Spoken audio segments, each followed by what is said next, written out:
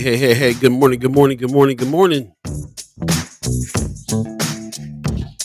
First Sky Omaha Radio, First Sky in the morning. In the morning. One of them kind of mornings, huh? Yes, sir. Wake up, get your body moving. On this hump day. Hump day.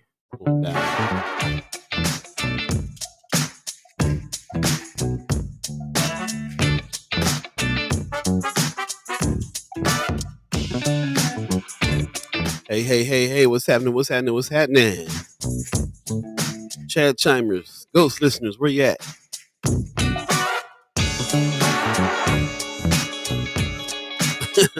Pops in the chat already. Women's Wednesday. I'm about it. Morning First Sky crew and fam. Mad love from Las Vegas. What's going on, Pops? Hey. Pops, you still about it? I remember one time Pops blew me away with, this is R&B Pops, and he blew me away with his no limit soldier love. His no limitness. I got your P&M too. That's what's up. I'm still about it. Make him say, Make him say, I used to like Cash Money as an army, Betty at a Navy. Hey. Buenos dias, Lucia Rodriguez. How are you this morning? Thank you for joining us. Brother Valentine says, morning, fam. How'd everything go Monday, Pops? Everything cool? I know you was going to show up for Women's Wednesday today, though.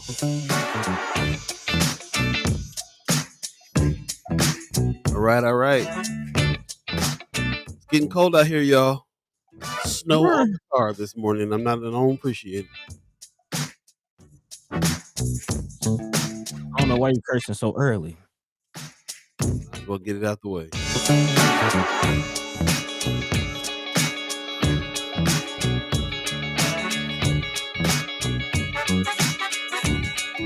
We're watching old Morris Day clips, man. He been cool since he was like 5. It's in you, not on you, man. It's in you, not on you. Just like First Sky Omaha. First Sky Omaha Radio, First Sky Omaha in the morning. In the morning. In you, not on you. Hey, get in you. Paul Beeee Buddi3 Da Gawd, all of you chat chimers, ghost listeners, all you the radio listeners over there, 630 crew. What's going on, 630 crew? How was the mix this morning? Let me know. Hey. Go to firstsky.omaha.com, hit the listen button. It's a celebration of music. Check it out over there for sure. It's a celebration. Pops, I see you replying to Brooke, but I haven't seen Brooke come in. Is Brooke in here? Not seeing your post. Let's check it out. See what's going on. If we don't see your post and we don't read your post, then please understand that sometimes the program doesn't let us see everything that we need to be seeing. We're not ignoring you. Kimara Snipes gives us a good morning, y'all. What's going on, Kimara? Hope you got some rest. You was a little tired yesterday morning. Hope you got some rest. Morning. Oh, there's Brooke. Right on. Good morning to you too. I have noticed I've been seeing more like YouTube comments as of late. I like it. Yeah, man, that's what's up. Let's get this party started. Wednesday, November 16th, 2022. You're listening to First Sky Omaha Radio, First Sky Omaha in the morning again. In the morning. Paul Beeee Buddi3 Da Gawd. Thanks for joining us on this Women's Wednesday.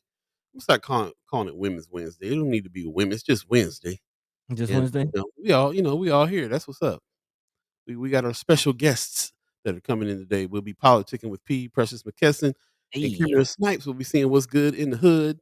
Lots to talk about for sure. Stacey Jean gives us a good morning, First Sky Omaha family and friends. Appreciate you very much.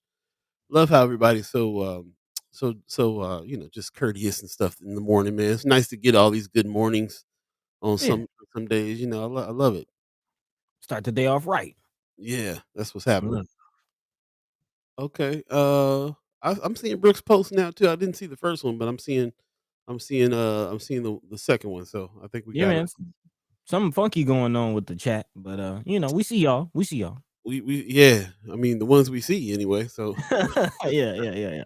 yeah, if you feel ignored, it's not on purpose. Sometimes the stuff doesn't come through. I'm also checking my phone though, so we can make sure so I can see other streams of people coming in. So yeah, we'll be looking at it. But yeah, thanks for joining us today on this Hump Day, Wednesday, November 16th, 2022.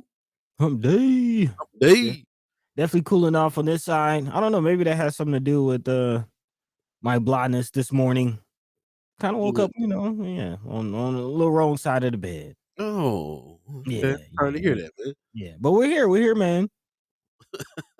Definitely looking forward to the day. Looking forward to doing the thing. So Yeah. yeah, top of the morning to everybody. Please stay warm out there. Check on your loved ones, your elders. All Yeah, that. man.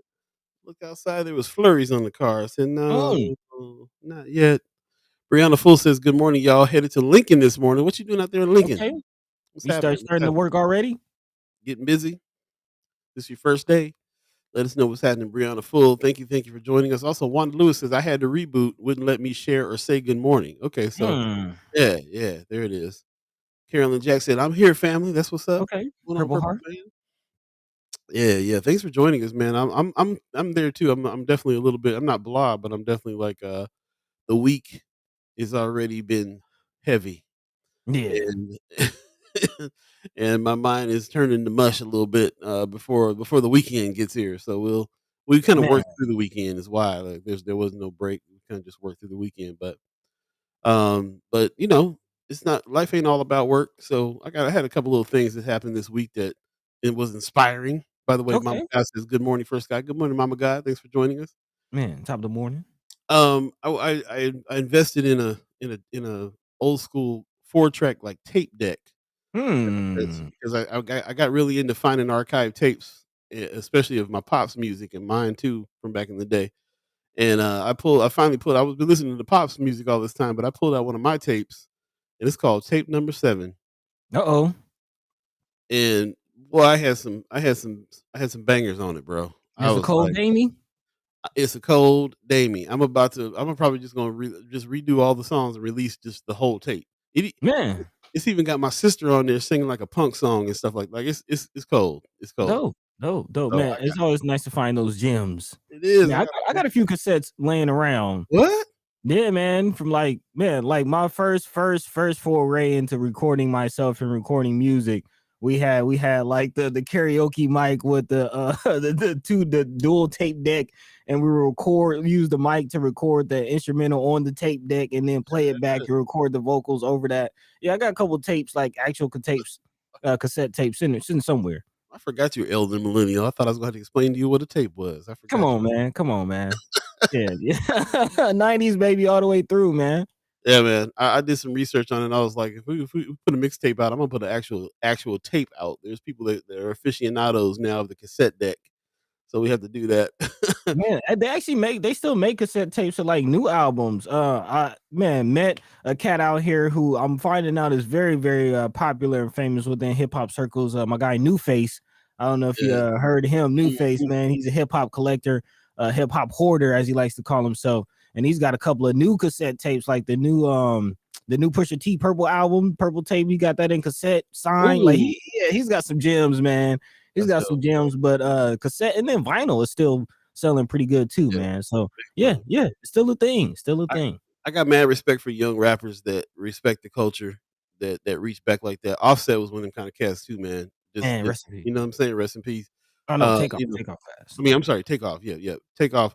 And then he collected stuff. He wore stuff from the old days. He did stuff to pay homage. Like I got a lot of respect for that. Man, hold So on. Let me show y'all the new album cover. Like as soon as you see it, you gonna know the influence. As soon as you see it, by the way, this is the cover of Unc and Few. This is Quavo and Takeoff's newest album. This is the cover. What does that look like to y'all? oh wow, yeah, they paying It's homage. called Only Built for Infinity Links. Like, come on, man. That's dope, That's definitely a throwback to the Woo. man. Raekwon the Chef only built for Cuban links. Come on, man. That's crazy, man. Yeah, That's yeah. what's up. The youngsters respecting the culture, man. I like to see it. All about respect. That's what this show is built on. Rome's Yes, review yes. said Winnebago or bust. You driving out to the Winnebago tribe, res man? What's happening? What's going on out there? Let us know. Yeah. Brooke said, "Uh-oh, no, not the peroxide song." I forgot about the peroxide song, Brooke. I gotta find that one. This was Ignore. This one was called Ignore on tape number 7. We'll talk about it. Rome's review says reel to reel 8-track. Yep, I'm looking to get another one. We got a bunch of stuff on reel to reel back in the day too that I got to get another player for and pull stuff off. So yeah, I'm Dope. into. I'm officially midlife crisis, going back to all the old stuff. Like loving to reminisce and pull stuff back from the past Man, and talk about the glory days, the good old days, and all that. I So mean, that's they still using this stuff. They still using. I saw man, saw Ray Murray, Rico Wade in the studio. They still using the MPC. Still got it cranked out. They still using it, man. I saw a couple new cats, a new artist named Smino. Check him out of St. Louis. New artist oh named Smino. He used the reel to reel on his new album. hey man. Speaking of which, you checked out Nas's third piece that just Come on, dropped. man. Come on, buddy. Come on, buddy. Man, Hot. the old heads is doing it, man. Old head conscious rap is making the most money out here. Yeah, and So actually, I saw a post that said that Nas used this is like the first album that Nas used like the most new words that he's ever used. Like he's talking like the vocabulary is expanding, it's changing, it's growing. And it's nice to see, for OG that's still doing it to still be using new words, trying new things, just expanding, man. yeah, Love to see it. Hip hop is the only the genre where we try to age out everybody. You got rock and country. Willie Nelson can sing country until he's 100 years old. But we try to treat our hip hop legends like they need to sit down somewhere, and when there's still a lot of wisdom, a lot of game that we can learn from them. wow. Man, and the fact that he's holding this album down himself. There's no features on this album. It's just all him, which is real rare in hip hop albums, man. So, master of his craft, man. Just somebody who's getting better, getting more refined. He's played with the symphony orchestra now. You know Man, what I'm saying? Like he's at PBS specials. We're in the realm of hip hop now, where Kendrick Lamar won the Nobel Prize for his lyrics. You know what I'm saying? Like it's there, man. It's 50 years old. I'm exactly the age of hip hop. Well, I'll be 50 next year, and so will hip hop. And it's like it's a trip, like the maturity level, the maturity that's happening here, and that's why it's so important now when you get young cats out here that are showing real respect. Brianna Fool says Smino's fire. yes, That's what's up. I'm gonna check it out. man, Brooke says I still have the lyrics from Ignore written on that original collage rule for. Oh, really? dope. I'll That's send dope. some emails up. That's right. That's nice. Yeah, dude. Yeah, I can't wait. I can't wait to just vibe on that one. But yeah. So I'm just trying to reach out and try to find some things that are inspiring for myself personally, and that always, if I'm feeling inspired, then I usually can really like push it to inspire others. Man, actually, Yeah. speaking of that, they're making inspiration is one of the highest forms of humanity. I think I kind of misquoted, but the famous Nipsey quote. They're actually making a Nipsey documentary. This is the Spring Hill, LeBron James production company, and the TMC, the Marathon Continues, Nipsey Hussle's record label. They're making the documentary. I'm definitely excited for that. Definitely excited for that. You use the word inspiration. That just made me think of it. I love it. Let us know what you're inspired about. Let us know what Yeah. you are finding inspiration for. Love to hear it. Throw it in the chat. It's always encouraging to hear everybody who has personal things that inspire them and feel like when you want to go on. Everybody got to go to work and deal with that kind of stuff. And sometimes your work can be inspiring, but we all know that everybody has gifts and things that you have on the low that your God-given gifts and all that kind of stuff, man. Let us know what inspires you. What have you been inspired lately? We'd love to hear it. Once again, just want to thank everybody for coming on through. Of course, we got special guests coming today. Precious McKesson, Politicin with P, Kimara Snipes, and seeing what's good in the hood. We got a few more things to talk about too, buddy. What we're going to get into today? Man, we do have several news items to dive into. We have a few updates. There's an ending to the Officer Cleves saga. Again, Omaha Officer Cleves. Cleves was called out, outed for harassing one of the sisters in the community, Talking and about now, trash cop.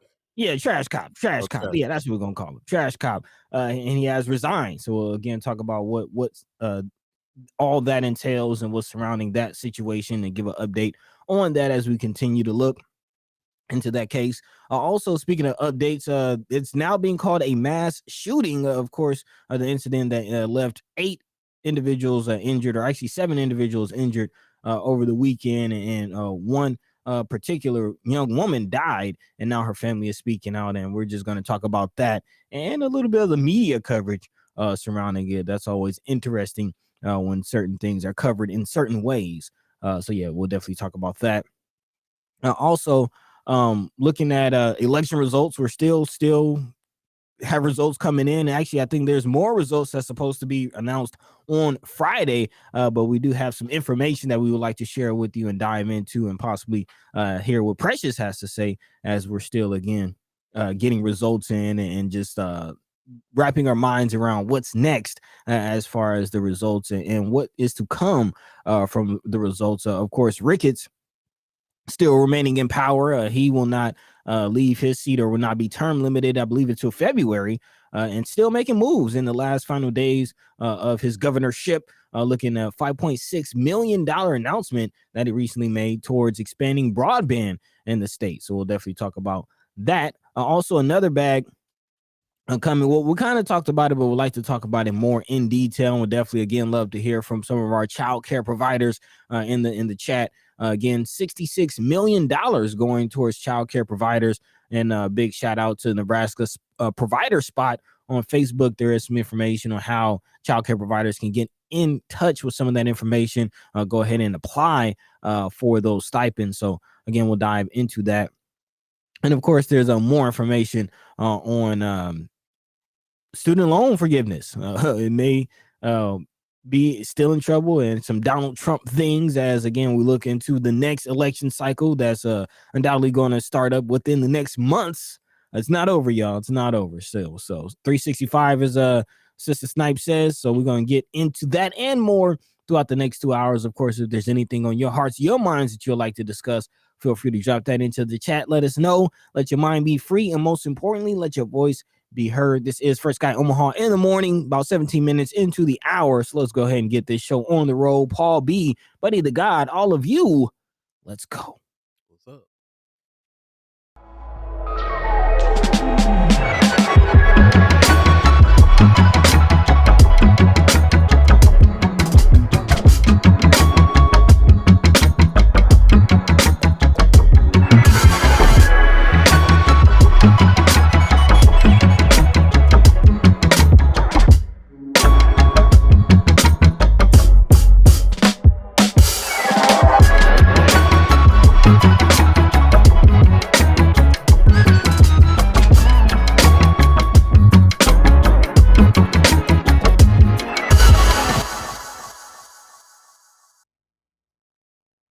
What up? What up? What up? Good morning. Good morning. Good morning. You're listening to First Sky Omaha Radio. First Sky Omaha in the morning. In the morning. Paul Beeee Buddi3 Da Gawd in the new NWA News Gang with Hey. Attitude is going down. You're listening to First Sky, and if you're over there on the radio channel on First Sky Omaha, the listen button, please give us a shout out as well. Let us know how the mix was this morning at 6:30, if you're up that early, and let us know if we're coming in loud and clear over there. Thanks for everybody that's gotten up early and joined us this morning. Thanks for everybody that's in the chat. Do us a favor, share the show. If you're on Facebook, share it on your page. We can get as many people in as we can to have these discussions, because they're very important. Shout out to everybody that's over on the YouTube channel that seems to be growing over there as well. So thanks for the YouTube, like and subscribe. Do all the stuff that you do on YouTube in order to keep on getting the feeds from us, and tell a friend, spread the word. Really appreciate that. I'm looking over at the friends of First Sky Omaha. I see Renee Kellum is watching. Renee Kellum says, "Hey, from Durham, North Carolina. Thanks for joining us. Hey. Thanks for joining us from NC. How's the weather out there? I know that you guys were hit with hurricane, with tropical storms and all kinds of stuff lately. So let us know how the weather is over there in North Carolina. Um, Man. and anybody else that's listening beyond Omaha, let us know how things are for you in your areas as well. We definitely are expanding out. There's a lot of people that are connected to Omaha that live in other states, come back for Omaha days and all that kind of good stuff. So if you guys are listening, let us know. Give us a shout out that you're listening over in the other areas of the country. And also, we definitely need to be talking about Omaha Days because I think it's this year and coming up, isn't it? Yeah, the 23. It's every odd number year. That's how you kind of keep up with it. So the Yeah. ones, threes, fives. So we'll have you. There you go. So yeah, we'll definitely be talking about that. We're gonna try to do some coverage of the Omaha Days the next time it comes up, some live stream coverage and all that kind of good stuff. So we're setting up for that because that'll be really interesting for the people that are out of state. So we'll definitely be checking in with you guys and hopefully expanding our audience to people that are also connected to Omaha out of state. And also tell a friend so we can grow in state, man. We need to have more conversations, more people to coming in talking and having discussions about the issues and so on and so forth. Love to talk to anybody who we can from all walks of life. And of course we represent East Side as much as we can. Hey, North side, South side, and further north. Our brothers in the reservation tribes of the reservations over there.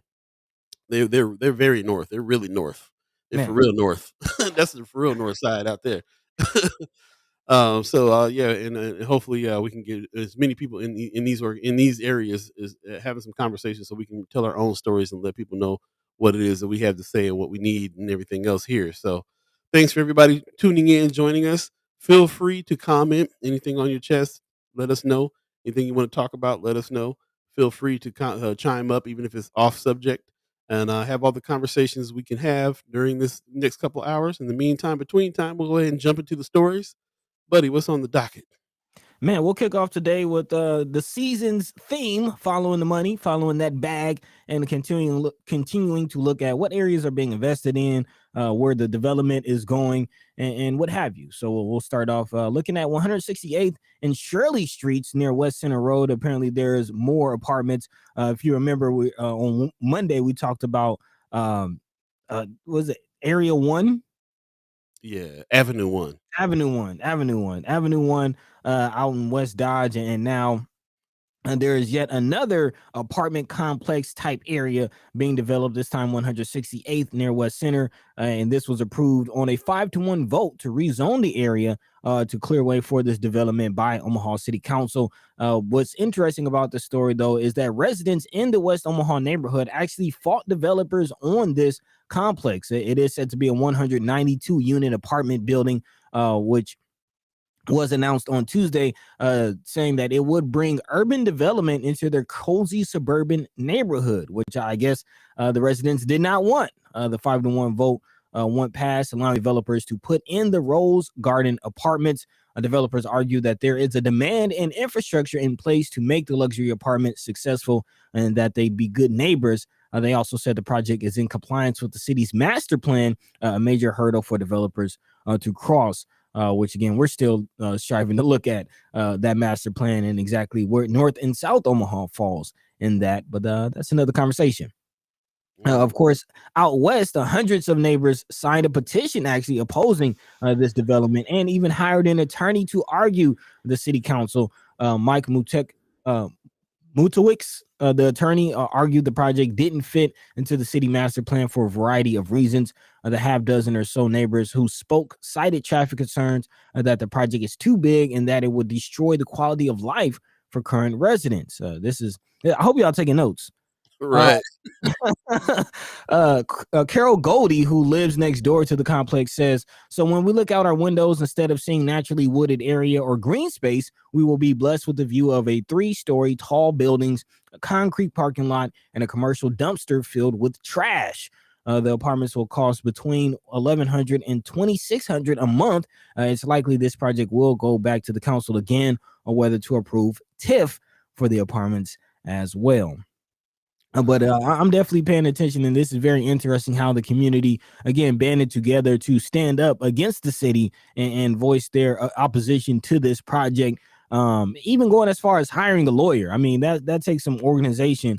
But if you want to get anything done as a community, that's what you got to do. And Well, again, I hope we're taking notes as a community. there's a lot to read in between the lines on this one.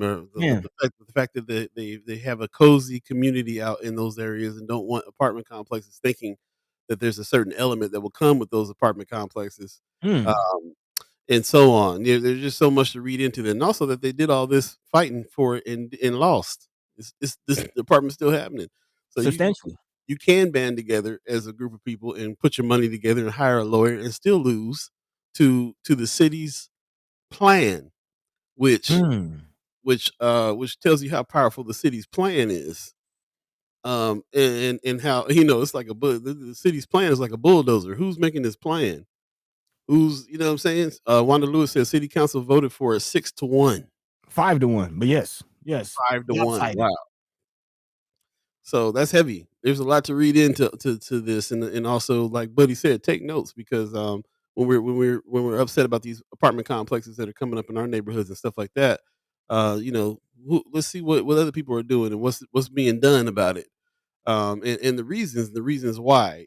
So I'm also looking at there's also something else to read into this the rents because Man. those are some pretty high rents, bro. It's not like this is low income housing that's getting built in their areas. They still didn't want it. So what's the biggest reason? They're naming some reasons that sound pretty benign to me.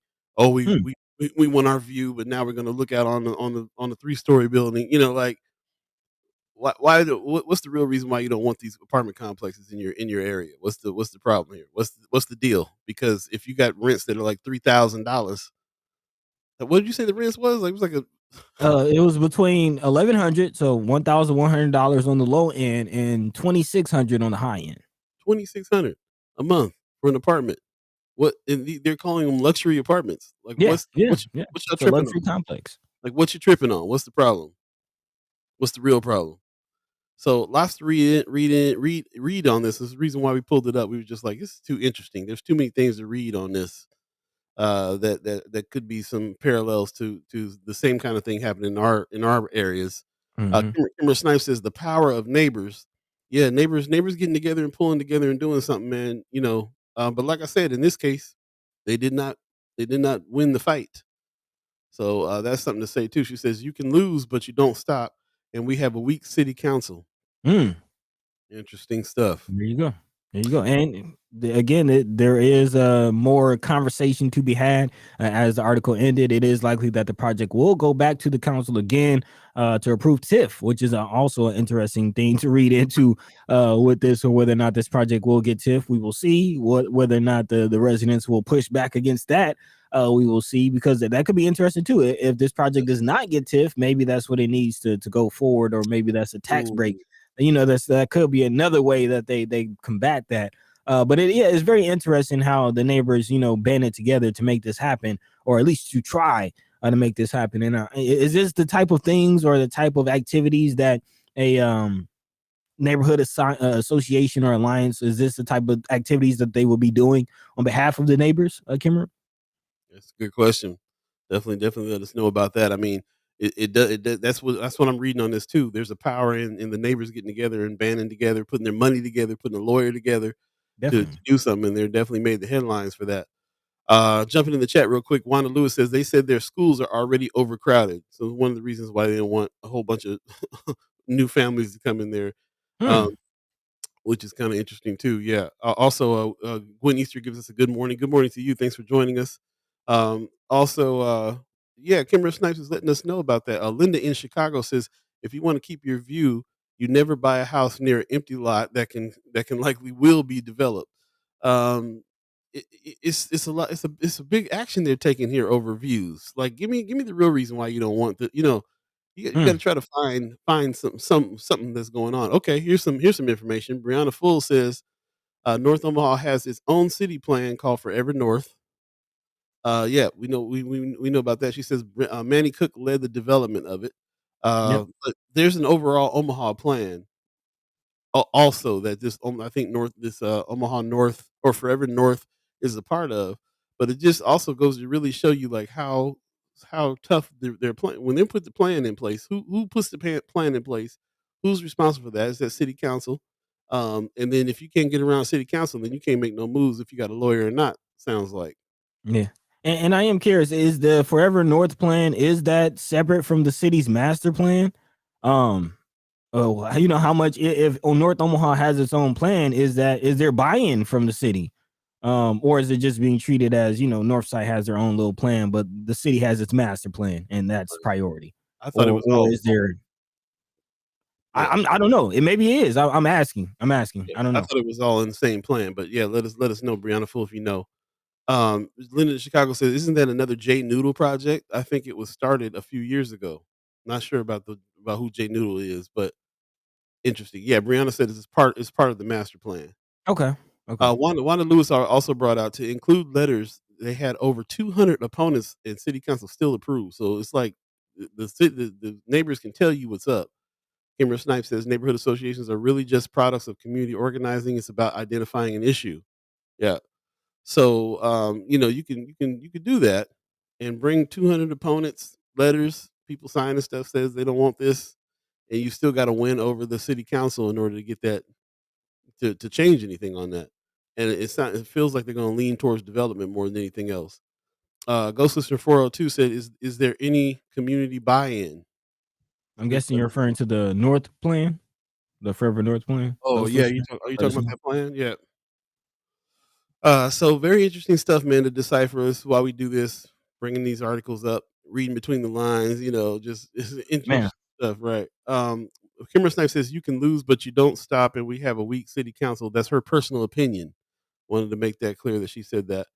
Also, she said, but neighborhoods also can't do it alone, which is why you need strong policy and decision makers. Very true. there you go. There you Yep. go. Yep. Just want to give a shout out to over here on Friends of First Sky. Renee Kellum says it's chilly, rain like the O. Is there snow there? She's asking from North Carolina. Yes, yes, there is. It's just started finally. Wanda Lewis said, Man, "Let them know it's snow in the O." So yeah, that's what's up. man. Yeah, a little cold. We don't like saying the snow word. We consider it a cuss word around here, so we don't like Yeah, to say take it the S easy. word too much. Yeah, it's S wording around here, but not too many. It's just been flurries right now, so I think it's supposed to be coming down today. We'll see because I got to get out in it, and I'm not looking forward to it. But Man, I yep, never forget that time I lived in Charlotte, North Carolina. It snowed like 2 inches. They closed down school. We had to stay in a hotel. It was bad. It was bad. I'm like, what? What? Snowed it'll 2 inches. We had to wait like a week for the plows to come down from West Virginia. It was a whole situation, man. Shout out to North Carolina. Shout out to North Carolina. they do not know how to navigate in 2 inches of snow. I don't City shut down. I don't blame them though. Same thing, man. The rare times that it snows in parts of California, same thing. They don't know how to do. They ain't even got the cars for it, the tires for it, or nothing. Man, We ain't ready. I like what Wanda Lewis is saying. Just to wrap this conversation up here about this particular thing, while she's saying the city council member of that district overruled his constituents. That's a very, hmm. very, very important observation. Another read between the lines here on this. That's why you got to vote these people in and out of these seats And because hold them accountable. they're supposed to be representing what you want, and you've done the organization work of coming to them with hundreds of people that said what they want, and then you go and decide you're just gonna not listen to them. What? How are you a representative then? Yeah. I wonder who's the one lone council member who voted against this and Yeah, why? Why are they voting no? interesting story. Definitely. If you got any more insights on that, let us know for sure. 6:33 right now. I'm sorry, 7:33 right now. If you believe in the concept of time, it's something 33. I don't know what hour. Yeah, because it's 8:33 here. So Yeah, it depends. It depends where you are. timing is an illusion. Oh yeah. Oh yeah. Let's move on to the next subject here. And if you got more to say on this, definitely let us know. And you can always leave it in Friends of First Sky Omaha if you are listening later on in the day to this show in its entirety. We appreciate that very much.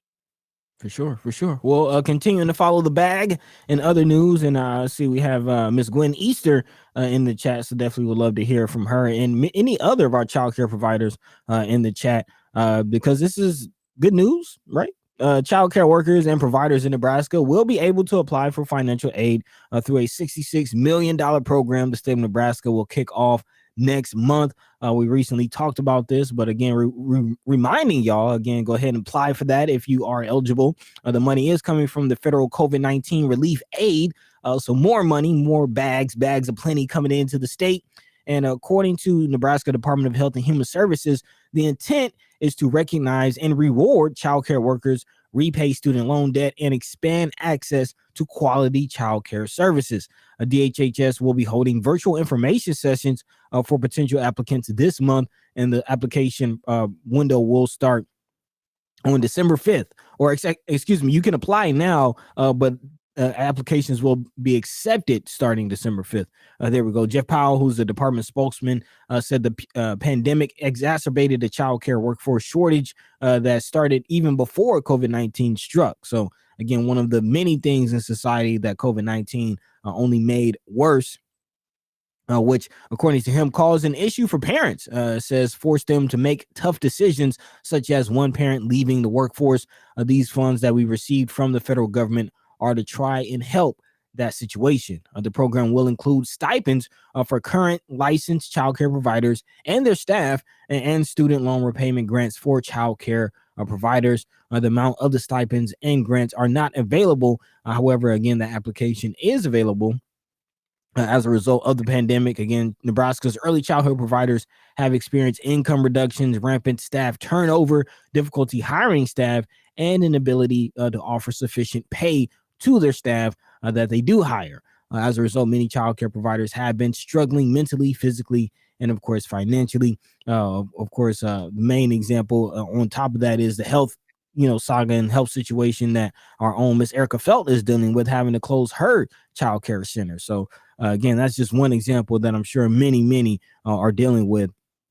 But of the providers who employ staff, about 9 in 10 respondents reported difficulty filling open positions, citing a lack of applicants and an inability to sufficiently pay. So this could go a long way. As of right now, the average wage for a child care worker is $12.31.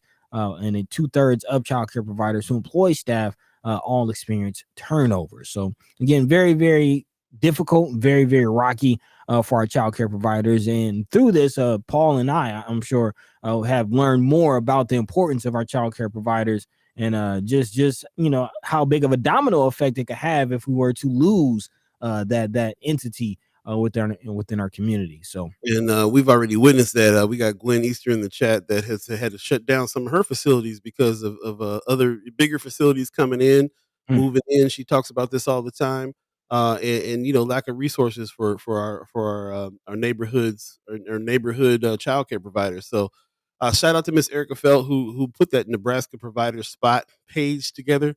Definitely go check that out on Facebook. It's a group page that she put together, and has a lot of information there. And I'll put a link in there for you to go check that out.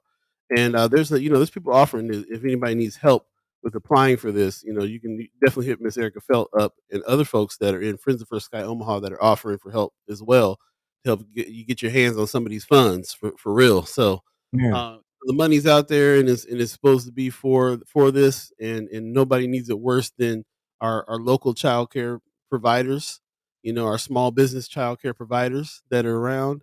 There's enough big facilities and stuff that the Buffetts got in, large capacity places like stuff like that. Juan Lewis said Children's Hospital announced they will be building their own mental health facility for children on a large capacity. Yeah, we just saw something else. Was that the one that you were looking at? Yep. That's Yeah. the one we just, I think, like $89 million project that they announced. And that's in addition to the one that's being built off of 52nd. So a lot of mental health facilities being built. Our partners over at the Reader are doing some reporting on that. Looking forward to having that conversation because I do have a lot of questions on that regard, on the mental health facilities and, more beds, what kind of actual programming will be and how will that impact our child care provider centers as well. Yeah, and I really feel like the answer is those local child care providers.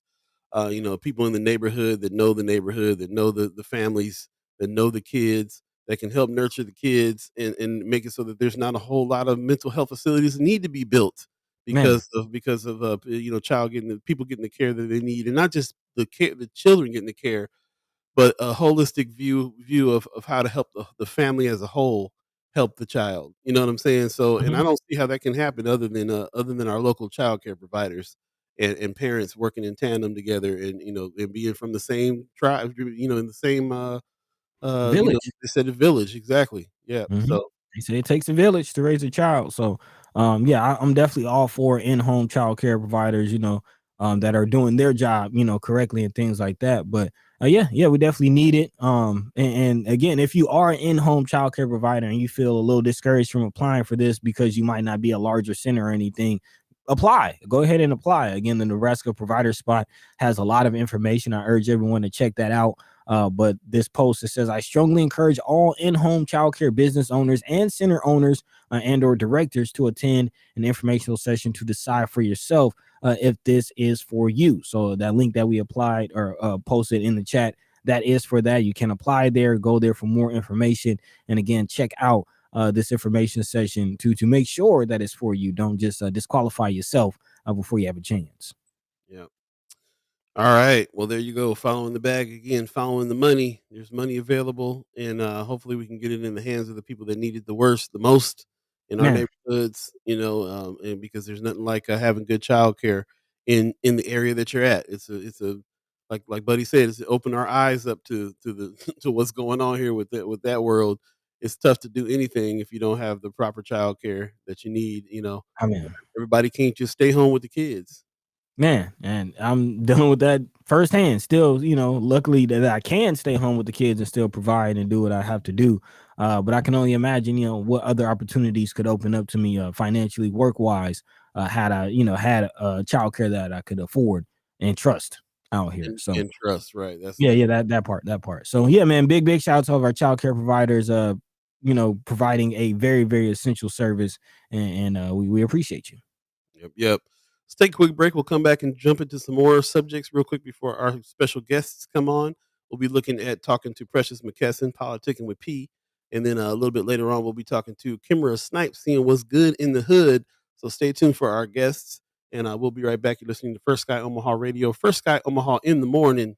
In the morning. Paul Beeee Buddi3 Da Gawd, all of you chat chimers, all of you ghost listeners, share the show. We'll be right back. Stay tuned, y'all.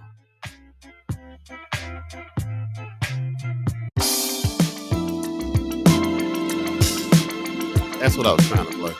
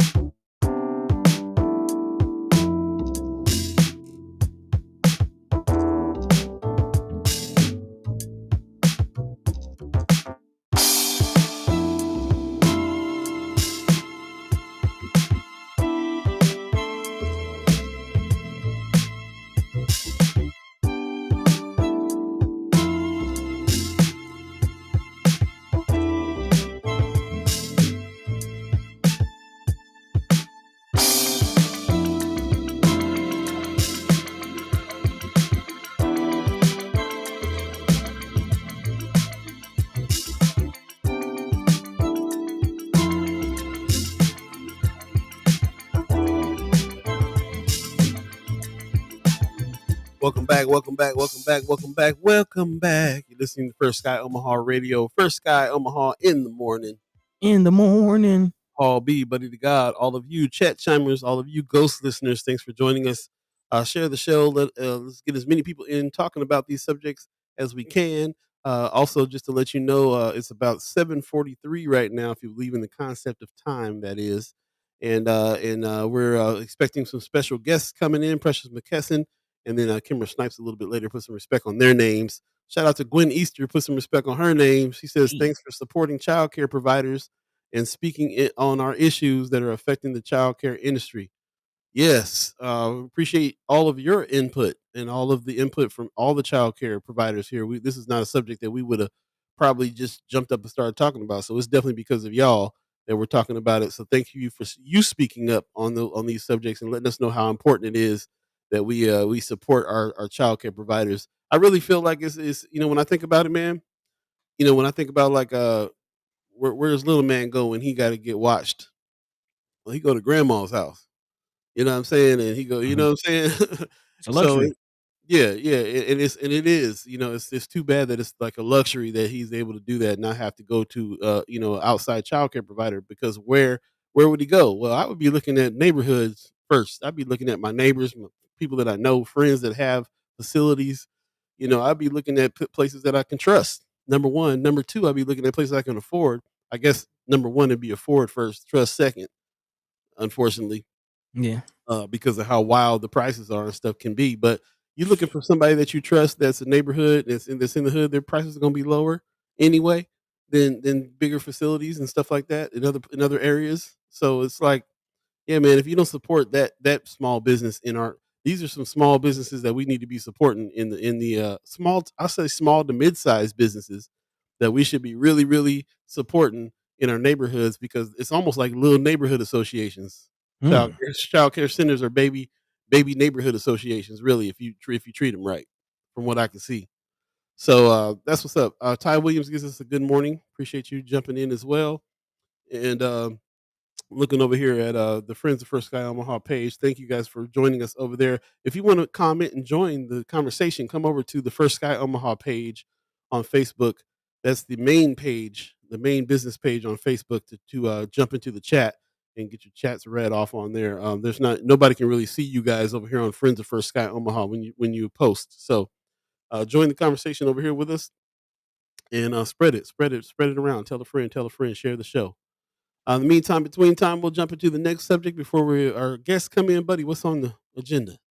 Man, we'll continue the top of this show with following the bag. Again, that is the theme of this season 4, following the money and getting down, to what areas are being invested in. And this is a big win, actually, from and being announced by Governor Pete Ricketts in the last final days of his gubernatorial stint. Again, he will be term limited in February, I believe. But that's not stopping him from making some moves. He just recently announced on Tuesday that the state has been awarded nearly $5.6 million to expand high-speed broadband service statewide. That money comes from the National Telecommunications and Information Administration, also known as NETA, which helps to develop strategies for expanding high-speed broadband. These funds were made possible thanks to the Broadband Equity Access and Deployment Program, also known as BEAD. But again, we've talked about the importance of broadband access to internet. That kind of was made evident throughout the pandemic, when OPS had to invest some of their own money to make sure that students had access to internet for remote learning and things like that. And you start to think of what other areas that can impact one's life, especially you get into, entrepreneurship, coding, a lot of the other things that are made available through the internet and that can really change your life. You know what I mean? So to think that there are still areas where people don't have that access, where people don't have at least good access to internet. That's very interesting. Also, you think back to the national infrastructure report card that was released early in the Biden administration. And if I'm not mistaken, Nebraska received a C, like a C minus. It was not good. It was not good as far as our infrastructure. So this is definitely a step in the right direction, if you ask me. And then also big shout out. Of course, I always want to take this opportunity to give a shout out to Brother King, Bill King, for the work that he's doing and installing antennas and providing broadband internet for some of our native brothers and sisters. So again, it's very necessary, much needed, especially in the rural areas, to be able to connect, some rural and urban areas and even broader. So yeah, big news. $5.6 million going in the right direction. So, if you guys are keeping track, that's $5.6 million that came from, where did they come from? It came The from, National Telecommunications and Information Administration, okay, so ANITA. so we won that for our state, and Pete Ricketts is basically deploying that because Mhm. that's what we won. That's 5.6 million there. The one of the reservations just got several $1 million for broadband infrastructure on the reservation as well. Several $1 million there, and of course, like you just mentioned, Bill King raised a bunch of money, millions, I believe, in order to help with that infrastructure as well. So there's millions of dollars going into the infrastructure of broadband, hopefully in the places that need it the most. Mhm. And so if we are still in areas that don't have it, or struggling with it, or it's not up to speed, or just not non-existent, then something's up, because there's tens of millions of dollars that are coming in to shore up this infrastructure. So, like, who you talking to that still don't got internet on their block, or Man, that's as slow as dial up, or whatever? I mean, let's figure out where that we got to kind of follow that and see where that's going. You know what I'm saying? Because there's all these new neighborhoods and stuff like that popping up. West Side, we was talking about Avenue One. I yeah. mean, how many millions of dollars are going to take to broadband up that area? So, where's the money going exactly? You like to try to follow the money on this one too, because we still really need it. Everything that you do now, you do online. That's has to do with your medical situation. That has to My do with you bills. applying for a job, paying your bills, everything. So if you don't have going to school, obviously. So if you don't have broadband, if you don't have high enough speed to do anything, then or if you do in areas that don't have it at all, rural areas that don't have it at all, then what's the problem? What's up? What's going on here? So hopefully we'll see a change in that in this next year or two with all these millions of dollars going to it. So I'm just saying, like, let's keep our eye on where that's happening at, and where we Yeah. still have problems with I was just gonna infrastructure. mention that because it's not just the rural areas, but we need. Although there is internet available in North Omaha, again, OPS had to invest more into that infrastructure, so it's obviously not up to snuff. I do, think and would like to see an investment in fiber, more fiber available in North Omaha. And we know that there is fiber laid, but it's not being used. So what is needed to activate some of that, especially with the hundreds of millions of dollars that's supposed to be coming into North Omaha here pretty soon. I'm sure some of those businesses that will be developed in the area can benefit from higher speed fiber internet. So that could definitely change the game for a lot of us in the area. I mean, we wouldn't be able to do this show, had we not been in an area or areas that provided high speed internet. So, And you can also see in a lot of times we bring guests on and they're struggling. man, That's because of the internet they got in their area. So we had to be real specific on where we moved, even in order to be able to to broadcast like we broadcast. So yeah, man, it's still a problem. It's still a real problem out there, and we need to man. definitely keep our eye on it. Yeah. Black Dynamite said you can hardly even watch Martin reruns on TV1 without broadband. You can't do nothing. You can't do nothing without it. Martin. Rose Reviews, I like what Rose Reviews is talking about too. He says every block in the community needs a safe house for food, internet, guidance, and childcare. That'd be dope. That'd There be you dope. go. A neighborhood house like that. Um, also, let me see what else is going on in the chat here. Stacey Jean said extended family is essential when it comes to supporting childcare needs. Got to have it, but everybody Yeah. don't have that. Everybody don't have it. So what do we do? You know. All right. Vicky Young says, "Good morning, good people. Good morning to you too, Vicky Young. Like to talk to you and see what you got going on these days." Wanda Lewis says, "My two children went to private schools for the most part. My daughter chose Central High for high school. When my son went to Creighton Prep in 2005, tuition was $600 a month. Mm, Yeah, it's a little apartment. It was quite the struggle. I received a little help. However, you have to apply. The money comes from alumni donors. Lunch was $5 a day. Wow. man. And that's interesting. We haven't really talked about that much more, but we may get into it a little later on with the election results and some of the outcome that could come from those election results. Again, Republicans have a filibuster proof majority in the state legislature, and private school is definitely one of the things that they're pushing for. So a lot of us could be seeing more of those types of instances as far as trying to school our children and the support that private versus public school gets in the future. So definitely would like to expound on that conversation in later dates. But I do want to wrap up this internet story with actually a quote from Governor Ricketts, because it's rare it's rare that he says something or gets something right on these types of instances. But I do appreciate what he had to say in this. He says, in today's digital world, broadband connectivity is basic infrastructure. So again, looking at it as basic infrastructure, not a necessity, or excuse me, not a luxury, but more so a necessity, which I definitely have to agree with. He went on to say, no matter the distance Nebraskans live from a city, they should have access to the online tools they need to live, learn, and do business. Over the past 5 years, the state has taken major strides toward our goal of connecting every corner of Nebraska with reliable, high-speed broadband networks. Thank you to Connect Nebraska, a working group, for successfully securing these awards, so that we can maximize federal funds to continue our broadband expansion. So again, definitely big shout out to Connect Nebraska and everybody who's going to benefit from this move. Again, it's a step in the right direction. All right. Well, like you said, one time Pete Ricks gets something right. I like it. Yeah. Uh, Yes. Linda Chicago's over on YouTube. She's saying that first of all, she agrees with Rome's reviews. Yeah, Rome. Yeah, that's Mayor Sanchez. We call him the mayor because he got these great ideas. Every block in the community needs a safe house for food, internet guidance, and childcare. I love it. She also says President Biden's infrastructure bill that passed will help many get internet access. Hmm. Stuff. I'm glad to see some of that money trickling in here for that. And also, I named those 3 sources of internet monies in our neighborhoods, but there's a 4th source that I forgot to mention, which is OPS. Yeah. OPS took money out of their $1 billion budget to shore up some infrastructure for the internet so they can teach, especially during the pandemic. So that's a lot of millions of dollars that's going into this infrastructure. I hope everybody gets taken care of. Ghost Listener 402 says OPS needs better administrators and school board. Money is not the only solution.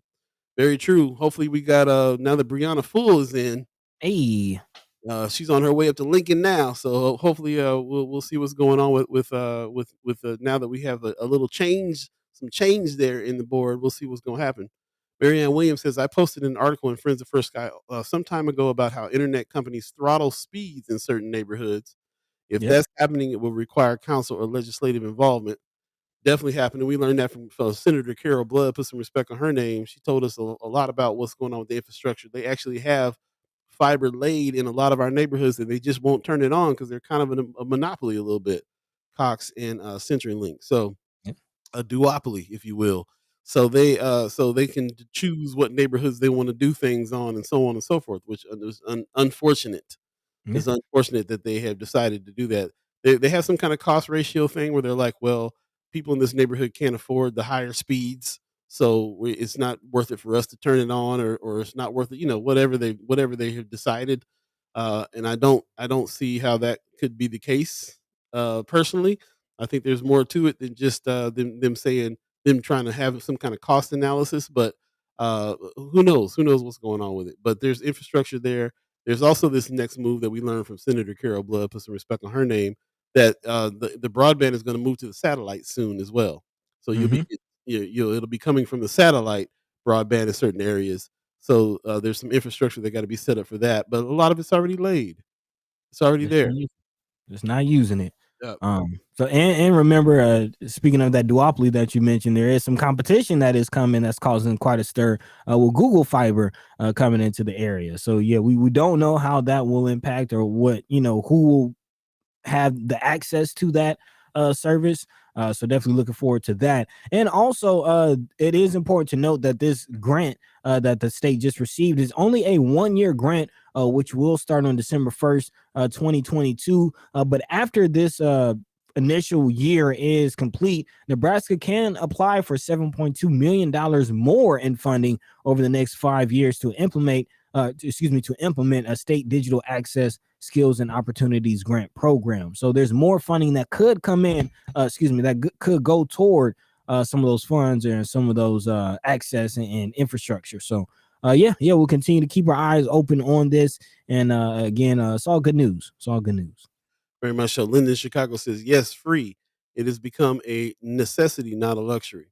Yep. And not just any internet, but fat high speed internet is a necessity, not a luxury. Ghost Listener 402 said, Brianna, please do not become another Ricky Smith. Mm, I shot. don't think she will. She said shots fired. Also, over on Friends of First Sky Omaha, Medicine Song in the chat says, Peace Kings and Grand Rising Community. Thanks for you joining us over there. Like Peace, I said, if peace. you want to be part of the conversation, come over to First Sky Omaha, the main page. But thank you for joining us on Friends of First Sky. And it made me think about a couple things too, with our listeners over in Lincoln. What's the infrastructure like there as far as your broadband and your internet? Let us know, listeners that are listening in Lincoln right now. Let us know what's going on with the scene there with the broadband, and how if there's areas around you that don't have it. Is the powers that be out there treating it like a necessity, or they're treating it like a luxury? Which is it? Love to know. Wanda Lewis in the chat says they have community link fiber optic cable in Florence neighborhood. However, neighbors that have it complained about their troubleshooting response times, maybe hours or days.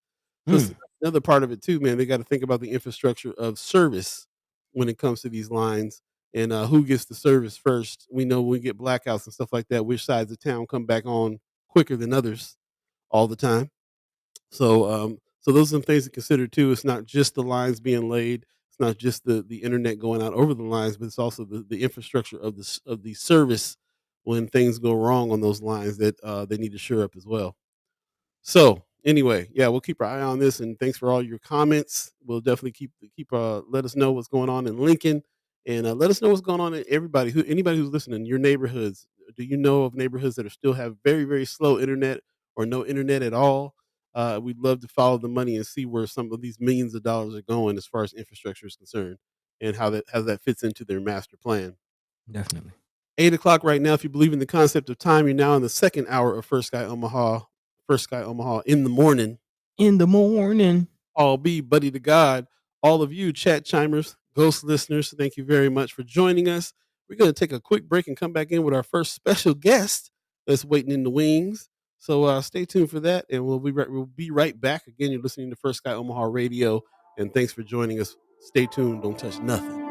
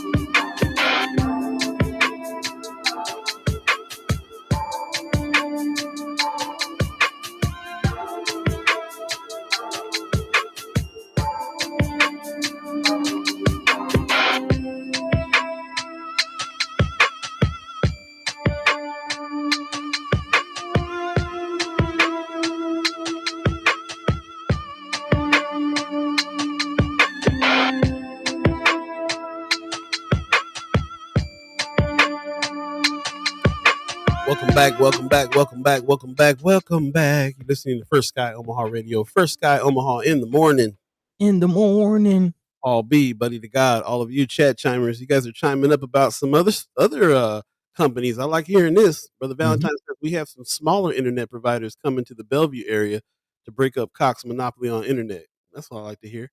And Wanda Lewis says Google is coming. Also, Wanda Lewis says Cox service fees are ridiculous. Look, don't get me started about Cox, man. Let me tell you something about Cox. I don't want to get into it too much because we got a special guest, but Man, when we were trying to run Mind and Soul over at the Malcolm X Memorial Foundation. And then I had to be I got on a first name basis with at least 5 people at Cox over having to call them all the time about that service. Like, we trying to run a radio station, man, that's over broadband. Anyway, the worst. don't let me give me The some. worst. Yeah, I'm gonna be all. Yeah, it was too much. It was too much. Cox is the worst. Man. And I heard CenturyLink service is just as bad. So Yeah. anyway, we'll stay on top of this. In the meantime, between time, so that you don't have to wait anymore, we're gonna bring in our special guest, Miss Kimara Snipes. Find out what's good in the hood. I was waiting on Precious. I thought y'all was bringing Precious. I was all in my phone. I was waiting on Precious too.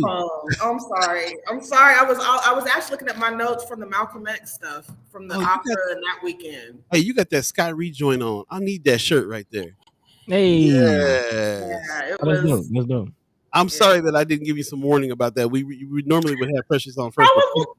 Precious didn't come through, and I'm like hitting her up like now, like, where you at, Precious? What's going on with you? Yeah, hopefully all is well. All is well with Precious. Yeah, so that's my bad. I should have sent you a little private chat. But welcome, thank you for coming. You're looking great. How you doing? I'm doing pretty good. I'm pretty excited. So good. Okay.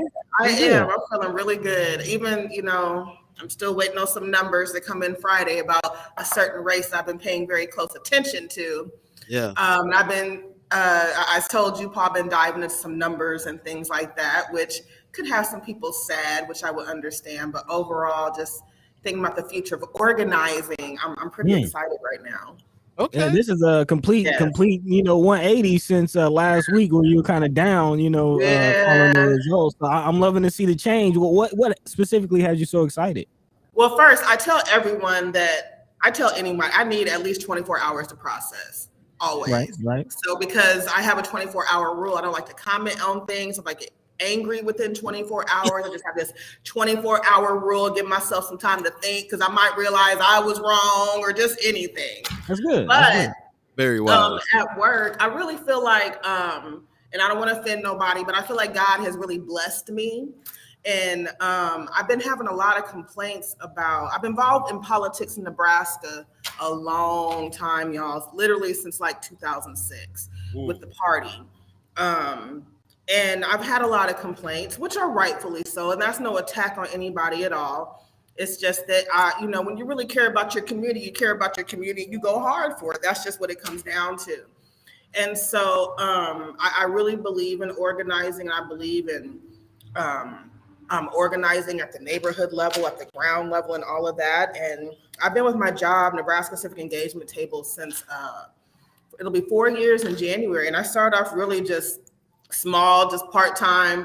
I tell everybody I was a peon when I started there, but I'm in a place where people can actually look and identify and see your talents and really help you not even so much help you develop, but just see them and allow you to use them. And so I am building a team at work, an organizing team, and I hired a couple of people this week who I'm not going to say right now because it's not available news yet. But one thing Kimara Snipes is good at is being able to identify talent in people. And I love to see what people are good at and find a way to bring that together. And baby, when I tell you that I am building a team over here, I mean, it's just going to be absolutely phenomenal. This is a marathon and not a race. But when I say bless me to be able to address organizing with my own vision and have resources behind it, I mean, come on, man, you can't beat that with a stick. So I'm really excited, and I'm always gonna just try to do what's best. And I believe these couple of people I have hired that are gonna come and join us at the table, man, we're gonna set it off. And I am just so excited. Like, y'all just don't even know. I'm just very, very anxious right now to get it going. Yeah, that's the thing. I saw you bragging about it on your page the other day. They ain't ready. I mean that. That's what's up. Leia Keister says, morning, Kimara. Rome's Reviews gives you a whole bunch of hearts. Loves to see you. Good morning. Ghost Listeners 402 says, I hope they're not the usual suspects. Don't sound like it is. Sound like you do. I mean, if you know me, I don't know who Ghost Listener is, but if you know Kimara Snipes, I ain't really down with the usual suspects thing. Again, I believe in identifying an issue and just really wrapping my head around it and trying to put the right people in the right place. And that's how I operate. Now, if I move this forward and you happen to see something that's, not looking the way you want it to, holler at me. I just want to know who you are. That's all. Yeah. This is like your third time saying Ghost Listener. I'm just playing with Ghost Listener. I'm just playing. I actually agree with a lot of the things that they say. I'm a comedian. I can't help it. I have to laugh because my life is very, very, very, very serious. Oh yeah. And so I have to find fun in things. So I'm just having fun, Ghost. I hope you know that. But I mean what I say though. I'm always open to constructive criticism, to input from people, because I don't know everything. You know what I'm saying? I'm the first to say that. And that's the reason why I believe in practicing intellectual curiosity. And the people who I put on my team believe in that too. So it's on and popping. It's a beautiful thing. I got butter on popcorn. Hey, it's nice though to see somebody feel like they're serving in their purpose. And hopefully this doesn't offend anyone. I hope God doesn't offend people, but it's, when you have a chosen purpose, when you have a given talent and to have the resources to be able to live and exist in that, is always a true blessing. So I'm feeling the excitement kind of oozing out of you. Yeah, it's funny. I'm sorry, Paul. Go ahead. Oh, I was just gonna say. I was saying. I second that. I'm like I was a little nervous about how you were going down the rabbit hole yesterday morning. So I was a little nervous about how you was gonna come on today. Oh my God! You coming on giving us life today, though. I appreciate you. Yeah. I started off over the weekend. I started looking into some of the races just kind of on my own. Yeah. I was looking into the congressional race, the sheriff's race, even looking at my own, just look at the different precincts, precinct level data, just to kind of see how people were voting in different parts of the city and different things like that. And my mind shifted to my work, which is nonpartisan. And so I literally went into every county in Nebraska and pulled like election data, census data, just looking at even like the different initiatives, the 432 and 433, to see how different places were voting. And it's really interesting when you start looking and, there's these different counties out here. And I mean, there's kind of never heard of. I'm like, they got like 7% Black people. Like, where is this? I've never heard of this place. The different pockets that have communities of Native Americans and Asian people and just different things like that. And so, it's just interesting when you start looking at data and the different stories that it tells. And I can't wait to see what our data person pulls out of it once they really start looking into it. But I was just looking at it because, again, with the table, where we're talking about increasing voter turnout across the entire state. Right. And so for us, we currently call it the rising American electorate, which is really any just group that has typically been forgotten about when it comes to policy making decisions.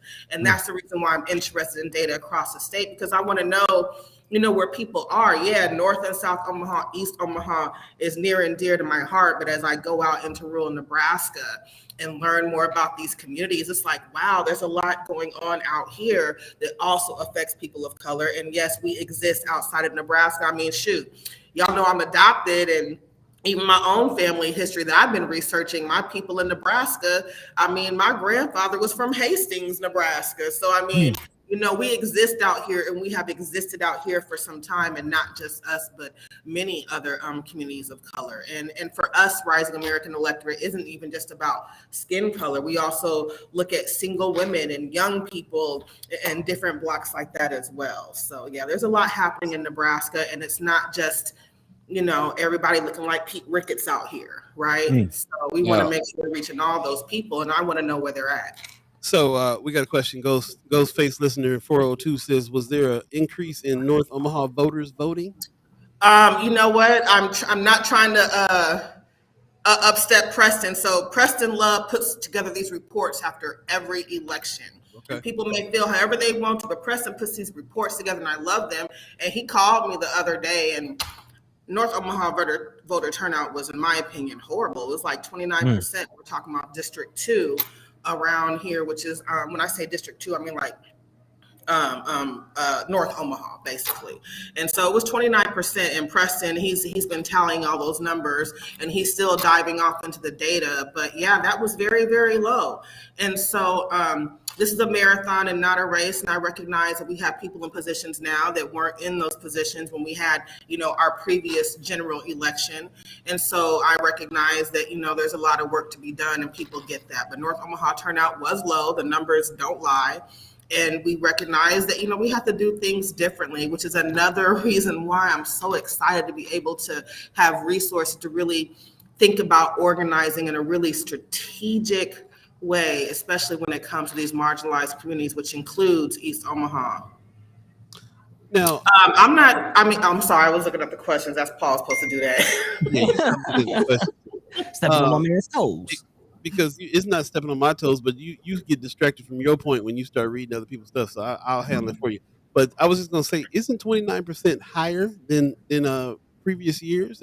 From what I remember, from us doing this for a few years now, it seems like that's a higher number than we usually have. I feel like we've been in the teens, especially in the midterms. I have to go back and look. If we're talking, I know in the municipal elections that we just had, we were in the teens, I believe.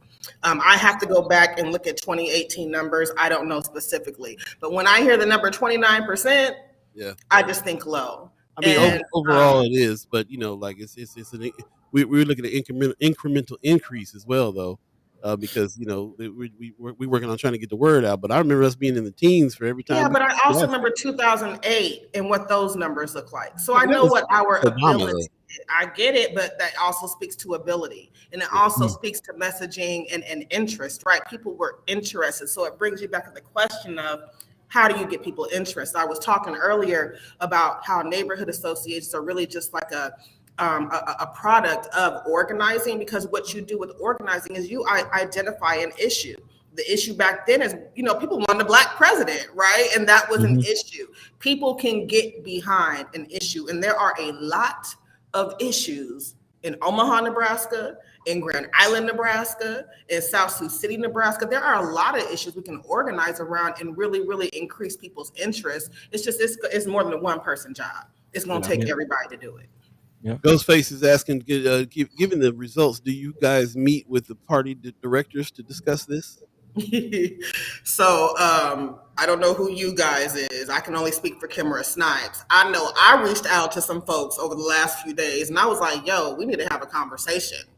I have a meeting actually on Thursday with someone who is in the party, who is within like the executive leadership of the state central committee. Just because I want to have a conversation, because I, being an organizer, being someone who's been involved, I see a lot of things I want to have a conversation about. But I'm gonna also say this, and keep in mind, I was having these conversations before we had a black executive director, but I've been fussing and complaining and outwardly, in public at meetings, whenever I had a chance, to this party about different things that exist. So, we'll see what happens. We have within the county party, we have some different people within leadership as well. So I'm just anxious to see what happens now that this election has wrapped up, what type of strategic planning is going to be done to move forward. We shall see. But for me, like personally, I'm on the state central committee for the Democratic Party, but I also work for a nonprofit that also works on increasing voter turnout. And for me personally, I just prefer to address it from this area, from the nonpartisan area, right? I don't want to tell you who to vote for. I just want to tell you go vote. And I want to strategize around that and how to do that. So talking to party directors and all that, it's happening. I know the party is also doing some cookies and conversation, I believe is what it's called. It's going to be a virtual thing that they're doing to gather input from people. But that's probably all I can really say about that. Mama God says the concern is no numbers will trend down once we will need to show ID. Yeah, we haven't jumped into that yet. That law got passed. Yeah, and, that's fair. And we already are seeing. There was an article that came out the other day that I forgot to put on our roster today that had to do with the complications that's already getting ready to. I have it. You got it? Yeah, I have it. Yeah. Let's look at that real quick, and then Kimara, you can give us some comments on what you think on that. And then also we do have the election results page up too. We got some word from some anonymous sources about the race with Brother Gonzalez. That's going to be announced on Friday. Kind of want to know. I mean, that's a close. We're looking at the page right now. That's a close race. Yeah. And I dove into some numbers on that too, and it told me some interesting stories as well. Yeah. So let's start with a couple of topics here. First of all, this voter ID situation, Buddy. What's the complications that they're talking about? Well, really, it's the main question that everybody has been asking. Logistically, how is this going to work? But just the details surrounding it. Again, this is going to be amended in the state constitution, and people will be required to provide voter ID. But exactly how will that be handled? According to State Senator Tom Brewer of Gordon, he says there's a lot of different possible versions of what can come out of this. He says it's not going to be easy. Of course, some people are expecting a stifled voter turnout, as Mama God just mentioned. Critics of voter ID, including Civic Nebraska and the American Civil Liberties Union, also will be watching as language is honed in and the law is implemented. So again, it's very, very dependent on the language and exactly how this law is worded in our Constitution. But again, to be decided are questions like which photo ID documents will suffice. So will you need like a driver's license? Does a passport work? Student ID, those types of things. Also, what actions or alternatives might be available for voters without such an ID? So again, will you just be outwardly disqualified without an ID, or will there be other qualifications that are accepted? Also, Again, Senator Brewer said he is interested in ensuring reasonable, quote unquote, identification options. For example, as a member of the Ogallala Sioux, he thinks tribal ID should suffice as well, which is also a big question. Again, whether or not tribal ID will count. If lawmakers do decide to require government issue identification, Brewer said it should be provided for free as well. So that's been a part of the conversation as far as I believe the $30 or so that you currently have to pay for ID, which essentially, as Precious has said on many occasions, equates to a poll tax, which is unconstitutional. So, how will that factor into the conversation? All of these things still have not been answered and will definitely need to be addressed. Also, how does that impact those who are voting from home? Do you have to show ID when you drop your poll, your ballot off at the mailbox? How will that be addressed? So definitely a lot of questions still up in the air. One more question in the chat. Margie Sturgeon says, don't forget that means poll workers training to examine the IDs. Now they got to get trained on how to on what is the fake ID and so on and so forth. So that's very very interesting thing too. Stacey Jean said, I don't understand why people voted for such a vague voter ID initiative. It's interesting stuff. Kimara, what I know that I think that we already know how you feel about it. What I'm going to ask is about if you've been talking to your neighborhood association on what we're going to do now. We're going to help folks get ID. What's the action on this? Well, for me, it comes down to a few things. One is definitely organizing around that and really having a conversation with our state senators. This is when they have to hear from us, and not just some of us, like several of us. They need to hear from us. They need to know that we're serious about having these conversations, but they also need to do their due diligence to be reaching out to us. I appreciate what Senator Brewer said about it should be provided for you financially. People shouldn't have to cover the burden of that cost. Although I will say there's other costs involved as well, like transportation to go get an ID, different things like that. But since it's something that has already passed, I think we need to really, really look into the different organizations that exist within the city who can help people with that. We know that Heartland Workforce Solutions, they have a memorandum of understanding with several different organizations that exist in Omaha, Nebraska. I know Together Inc., who I serve on the board for, they provide support with people with their IDs and different things like that as well. So we have to find a way to support people through this process since we know it's already happening, but we also have to find ways to have conversations with our state senators. So I know for us with the South Omaha Neighborhood Alliance, I know we'll be reaching out to ours for sure. There's a lot to think about this. And also at work, we're thinking about this. Someone brought the poll workers. We have different people who I work with on our staff who go and do that every day. And that's one of the things they're talking about. I mean, these people are already spending 12 hours a day in these places. They're really, really not regretting, but not looking forward to having to deal with this once it's implemented. Right. Marianne Williams in the chat says, Brewer is for a large variety of forms of ID to purchase weapons in Nebraska. He won't agree with this, but if it's good enough to buy, again, it should be good enough to vote. I think she's saying a gun. Good enough to buy a gun should be good enough to vote. Oh, right. There you go. Yeah. So that's an interesting statement. Also, Linda in Chicago says voter ID issue was a problem created that didn't exist. It was bought by Ricketts and his mom to get it on the ballot. We can't forget about how much money Mama Ricketts put down on this initiative, and people voted for it because they even know what the solution was. Like before they even knew what the solution was. Right.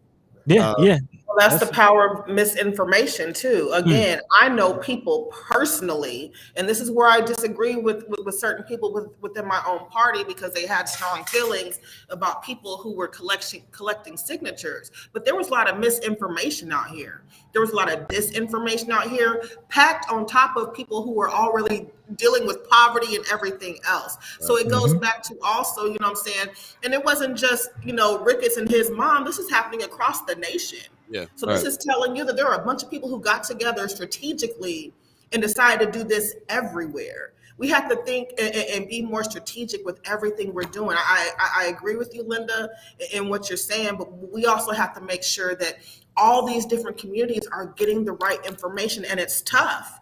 which is the reason why we have to be strategic with our planning. There's a lot of communities out here, and I looked at every county when it came to voter ID, and every time I look, I was like, oh my God, I cannot believe that all these people wanted this. I mean, it was really, really tough to look at, but that's people out there with the wrong information. That's also I think there's also people out there that think it's not that big of a deal. So why not? We got to show our ID when we buy alcohol. We got to blah blah blah. If Ricketts is saying this, then let's just go with that. I don't even think they put whole lot of thought into it. Over on YouTube, Linda Chicago says they lied to get in signatures. Oh yes, Ricketts was pushing the Republican strategy. It's definitely a strategy. That good old script we always talk about. The script, for real. Ghost Listener says Dems dropped the ball on a counter campaign. Acknowledgement with no action is lazy. I can't disagree. How much action was taken on a counter campaign for sure? Whitney Richardson in the chat says, Kimara, I need to get with you soon. I attended a Black Voters Matter team building meeting yesterday and thought about you. Black Voters Matter getting some traction. That's what's up. Okay. Black Voters Matter. Okay. Yeah. Wanda Lewis says, what's so sad is that some of our own supposed to be like-minded people were out there getting paid to get the petition signed for voter ID. I want to get with Whitney too anyway. Yeah. I am curious beyond just the actual details and the language and the law itself. Perception wise, again, how do you think even whether this is, the perception is real or not, just the perception of voters and how this will impact their willingness to vote? What are your thoughts on that, Kimber? I think, I think about what Paul just said. People just didn't really think much of it because you got to, show your ID to go elsewhere. All of this, every race that happened, all of this comes down to education. I sat here yesterday in scooters with one of my organizers, Jackie Prados. If any of y'all know her, Jackie is from Colombia, South America. She is amazing. And she's an organizer for real. We had this conversation. Ultimately, all this comes down to education. Oh, yeah. It comes down to education. When I talked a little bit earlier about the sheriff's race, and y'all know I was highly involved with that. And y'all probably know that race pissed me off, okay? Because it was so much proof of just the lack of research that we'll do as just people, and I looked into the numbers, and I was looking at, we all know that a certain someone told people to go and write them in. When I look at the number of write-in votes that existed, majority of them were in North Omaha. Are you kidding me? I'm not kidding you. Numbers don't lie. I didn't know that part. So when we talk about, how close this race is, I'm saying, things like that matter to me. And I can't even blame people though, right? There's no one to be mad at because people are just not educated. These elected officials and these folks don't do what they're supposed to do to come out here and let people know what this position is about, how it relates to them. So all people can do typically is go off of what they're hearing. And usually from the influencers in their life. And the influencers are also, being badly influenced, then what do? You end up with this, and you end up with a person who, my personal opinion, is dangerous for the Black community, who could possibly win this seat. That's what happens. You damn right I'm mad about it. We're gonna leave it at that. I was gonna try to get deeper into the results here, but I'm blown away by that one now. I heard there was like 1,000 people that tried to write in Tony Connor's name. Yeah. And if you're telling me that most of the majority of them was in North Omaha, woo, man, we need some education. I ain't even talking about. Okay, yeah, we talking about two different people. Oh, are we? Okay, really? Either way, it's just messed up. You know what I'm saying? So. Oh, wait. No. You gotta tell me now. Well, you gotta let me know what you was talking about now. What was you talking about? In this sheriff's race, there is someone who ran in the primary. Wayne Hudson. The general told people to write them in. I said the wrong name. We talking about the right name. Wayne Hudson. We talking about the right person. Yeah, I said the wrong name, Tony Connor. That's okay. Yeah. But to put that in perspective, Paul, as mentioned, he said 1,000 people wrote in and followed his advice and wrote in his name, even though he could not win, basically disqualifying their vote. And there's only about 1,000 or so vote difference between Aaron Hansen and Greg Gonzalez. As of And to right be now, is clear, I don't know who all the write-ins were for, right? It doesn't show me which names were written in. Someone might have wrote in their dad, for all I know. But I just know that the number of write-ins, the larger amounts were in North Omaha. And I ain't mad at nobody because it goes back to, again, education. For me, I know how to go and research candidates. Yeah. Not everybody knows how to do that. So how can you blame somebody because it goes back to education? Nah, I can blame them. There's people know what's up. They know that there's that whoever's. We'll get into that later. It's about 8:30 right now. If you believe in the concept of time, before we let you get out of here, you already kind of started with what's good in the hood already. But let us know what's good in the hood. I'm thinking that you're going to talk a little bit more about this team that you built and you're so excited about when you came on. Man, let us know what's going to happen with this team. You ain't going to tell us who it is yet, but let us know what you guys. I'm not going to tell you who it is yet, but one person has been a community organizer for a very long time. They know North Omaha. They know South Omaha. It's not a whole lot of people like me out here. You know what I'm saying? And so they know both. Riders. They are from the North Oak community. The other person, I know everybody, so I can't help. I think I know every person who applied for these jobs, right? The other person is someone who I know as well, who is a firm believer in practicing intellectual curiosity. They're a strategic thinker. They know how to help me also kind of gather my thoughts as well. And also just as passionate about rural Nebraska as we are at the table too. And so I'm telling you, I just cannot wait until I can announce who they are too. But I'm just so excited. It gave me I was just sitting here yesterday, Buddy, you were talking about purpose. There's a gentleman from Bridge, Pastor Rob came in here, and I have this book, and I've been starting a journal thanks to Chris Bowling from The Reader. Hey. And it says on the front, I know who I am. And he walked past me, he saw it. He said, so tell me 3 things you know about yourself. And so I did. And he was like, wow, okay. And as he was talking, he said, so what's your purpose? And I realized that in that moment, just through our conversation, I said, I think that part of my purpose is to empower people and to bring justice. I really feel like that's like what I am here for. And so I feel like through my job, through the Neighborhood Alliance, like I'm in a position, in my personal and public life where I get to do that. And I get to get paid to do it. So I'm over here very grateful and joyful right now. And I was just thinking to myself, I got to stop complaining, right? Because not everybody even gets to experience that. And so I'm really, really grateful and just happy and enjoying this space. And it does get to be a lot sometimes, but I think that partially that's just a sacrifice that people make sometimes when you're in these positions. You know what I'm saying? So I think that with the proper organizing, we can shift elections in East Omaha in a nonpartisan fashion. Again, I don't care who you vote for, but I think we can still shift elections. Well, it's nothing like having for people. Nothing like having the right team, and like putting a good team together. So I'm glad that you're excited about that. That always excites me. I'm a builder of teams and families myself. I call them families even. So I really appreciate that you're finding some folks. It's hard to find out here to find some folks that you can put on a team and really get something done. I'm glad you're excited. We're gonna let you go. We got more to jump into. So thank you so much for coming through today and staying a little bit extra time. Let me know how I can get in touch with Whitney too. Yeah, we'll put you in touch for sure. Yeah, thank you. Yep. All right, have a good one. Miss Kimara Snipes, respect on her name. Hey. We'll see you soon. See you later. Peace. That's what's up, man. I love it. Rome's Review says compassionate, hardworking, and funny. Purpose to help those who can't help me back. That's his 3 things. That's gonna be my new pickup line. Hey girl, tell me 3 things you know about yourself. Hey. I really want to know though.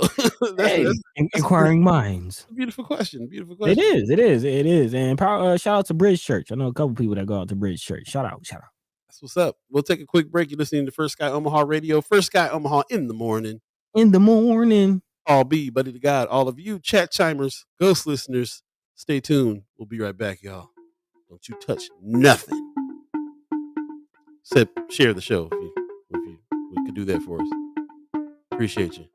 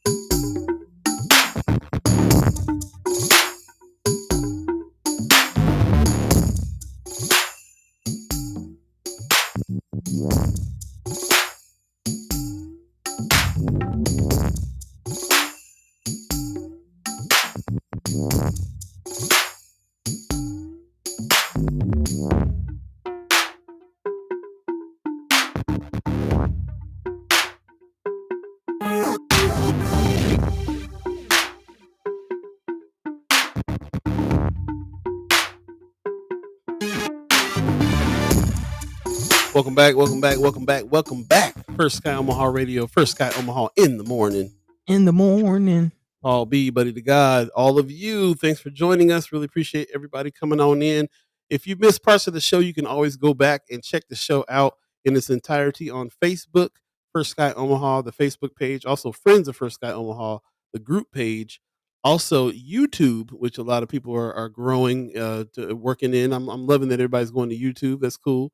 Because there's a lot of chaos that's going on with some of these places. You can also find us on Twitter for the moment, but there's so much chaos going on with Elon Musk and the Twitter situation over here is crazy. I heard Jesus paid $8, and now Jesus got a Twitter page. So it's just out of control. He doesn't know what he's doing, and I don't know how long that platform's going to last under his ownership now. So. And if it's a place there's a bunch of mess and ain't nobody and none of our chat timers are messing with it anyway, we might as well just maybe back out of that. We'll see. A lot of companies are. So we'll see what's going on with that. We definitely like the growth in the YouTube sector, but we're always looking for a way in order for us to be able to control our own narrative as well. So there's some programs out there we're looking at now that allow us to have our own chat, and we don't have to really depend on some of these spots. Man, We're definitely leaning in that direction. Always trying to upgrade in the tech. Speaking of which, season 4 is coming to an end here pretty soon. We got a few weeks now. Like didn't look at the date, but as soon as snow starts hitting the ground, I started looking around like it's time to get out of here yet. it's about that time. About that time. Southern California is like, Paul, it's time. Come on through. So it's calling me, man. It's calling me. So yeah, so and then and we're also in the works for putting season 5 together, which always means upgrades and everything that we're trying to do to make that happen. But we really appreciate everybody that joins us and that stays with us through the seasons.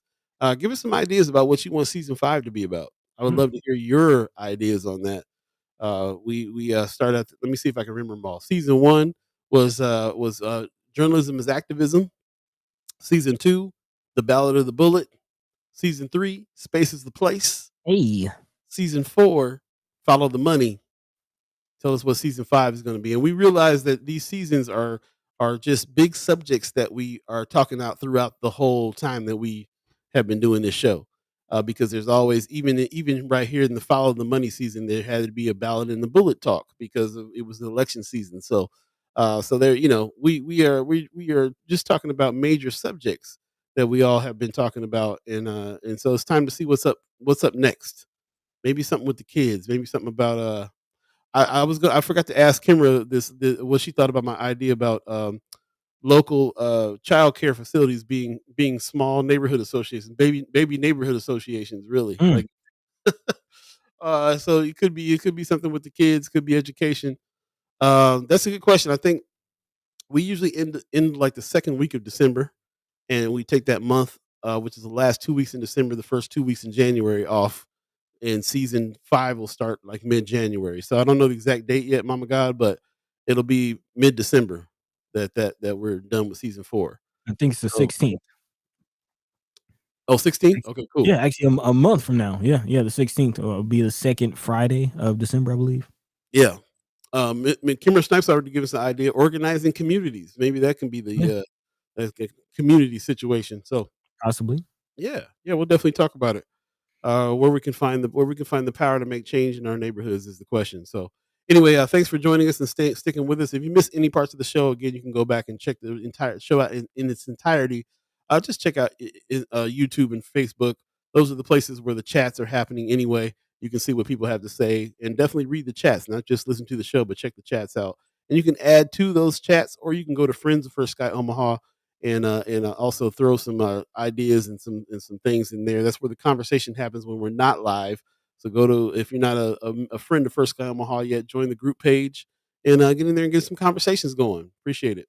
8:40 right now. If you believe in the concept of time, buddy, what else have we got to talk about today before we get out of here? Man, we have some updates on some stories that we've been looking at. So definitely want to dive into that as we make our, kind of wrap up the show.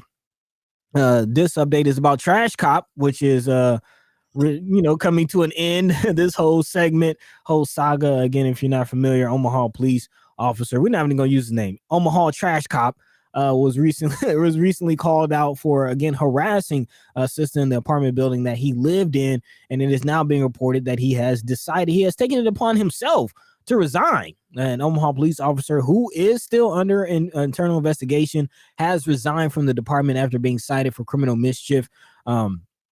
This announcement and resignation was made Monday, and his resignation was accepted by the department just ironically ahead of the internal affairs interview that was scheduled for Monday. So apparently the Trash Cop didn't even want to go through the internal affairs interview.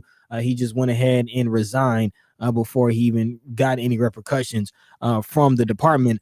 Documentation will also be provided to the Crime Commission seeking to revoke his law enforcement certificate, which is interesting. I don't know much about a law enforcement certificate or the revocation of that, but I would like to learn more about that. Is that a way to possibly, hold officers accountable, is attacking their law enforcement certification, and what requirements, what's surrounding that is kind of interesting to me. Well, it's making it so they can't get a job elsewhere. Which is another conversation that we have. Again, this whole story is pointing for me into more why we need this Brady Giglia list. Big shout out to Senator Terrell McKinney, put some respect on his name for his effort to push that, and hopefully in the next session he will be able to get that done. KETV News 7 did speak to the woman who was being harassed and stalked, really, Quatisha Valentine, who says she set up a camera at her apartment window after noticing someone trashing her car. And apparently this had been going on for months. So, again, this is a situation that has, put this woman into a state of fear for now quite some time, and has now come to somewhat of an end. We do know that there's still fear for retaliation, and now that this guy is not an officer, he still is out there, though. So that still is a cause for concern. There was a statement from Chief Todd Schmatter. In the statement, he says, Officer Cleese has completely disrupted the peace and sense of safety for Miss Valentine. His actions are not indicative of the values of the hardworking women and men of the Omaha Police Department. His conduct is unbecoming of an officer and warrants his removal from the OPD, which is, I'm happy to see Chief Todd Schmatter, who himself has, handled things questionably recently, handling this in an appropriate manner. Again, if we hold Omaha police who consider themselves as the golden standard of policing across the country, and I guess a lot of data points to that. But if that is what they're going to be as a public, we definitely should hold them accountable. And if you're going to have officers that are doing this, they should go, because that does not represent what it is that you say that you represent. So it is nice to see them trying to hold themselves some kind of standard. And we'll continue to make sure that they do that, and this is a step in that direction. So again, it is nice to see this officer resign. He was not fired, so that is important to point out. He himself decided to resign. Would he have been fired? I don't know.